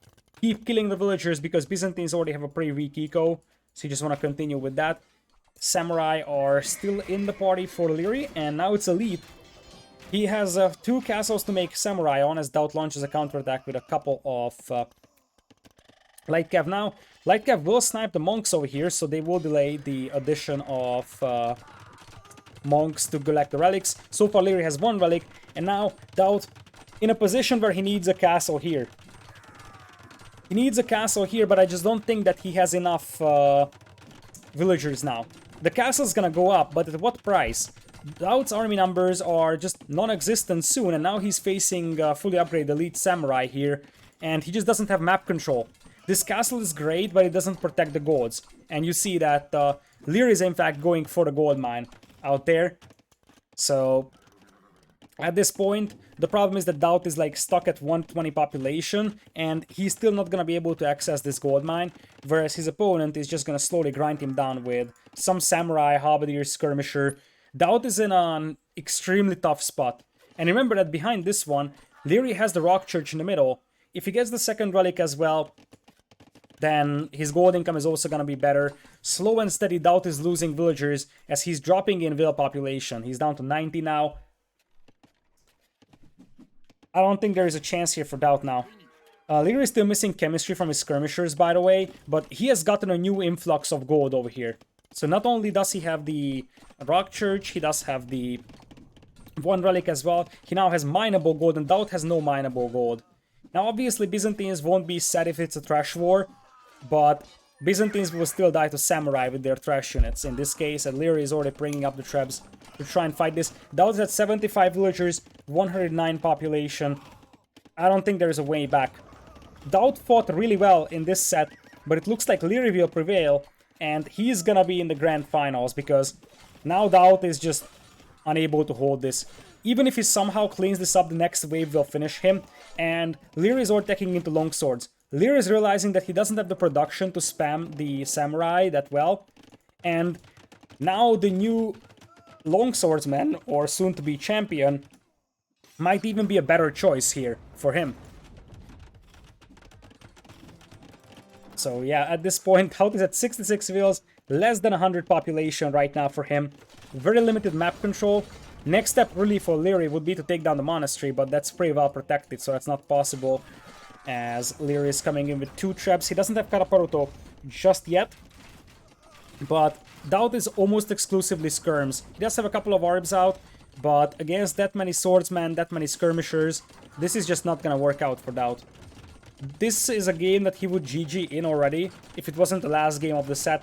He's still trying to hope in some miracle, but he has been the defender for a long time now. And indeed, Leary takes game number 5, and with that, he is in the grand finals. DauT wishes good luck to his opponent here, and Leary will play the grand finals in a couple of minutes, I believe, because I think the series is about to start right after this one. Those will be live games. Congrats to Leary, but congrats to DauT as well. Very, very good set and super entertaining games. GG's well played. Leary is in the final.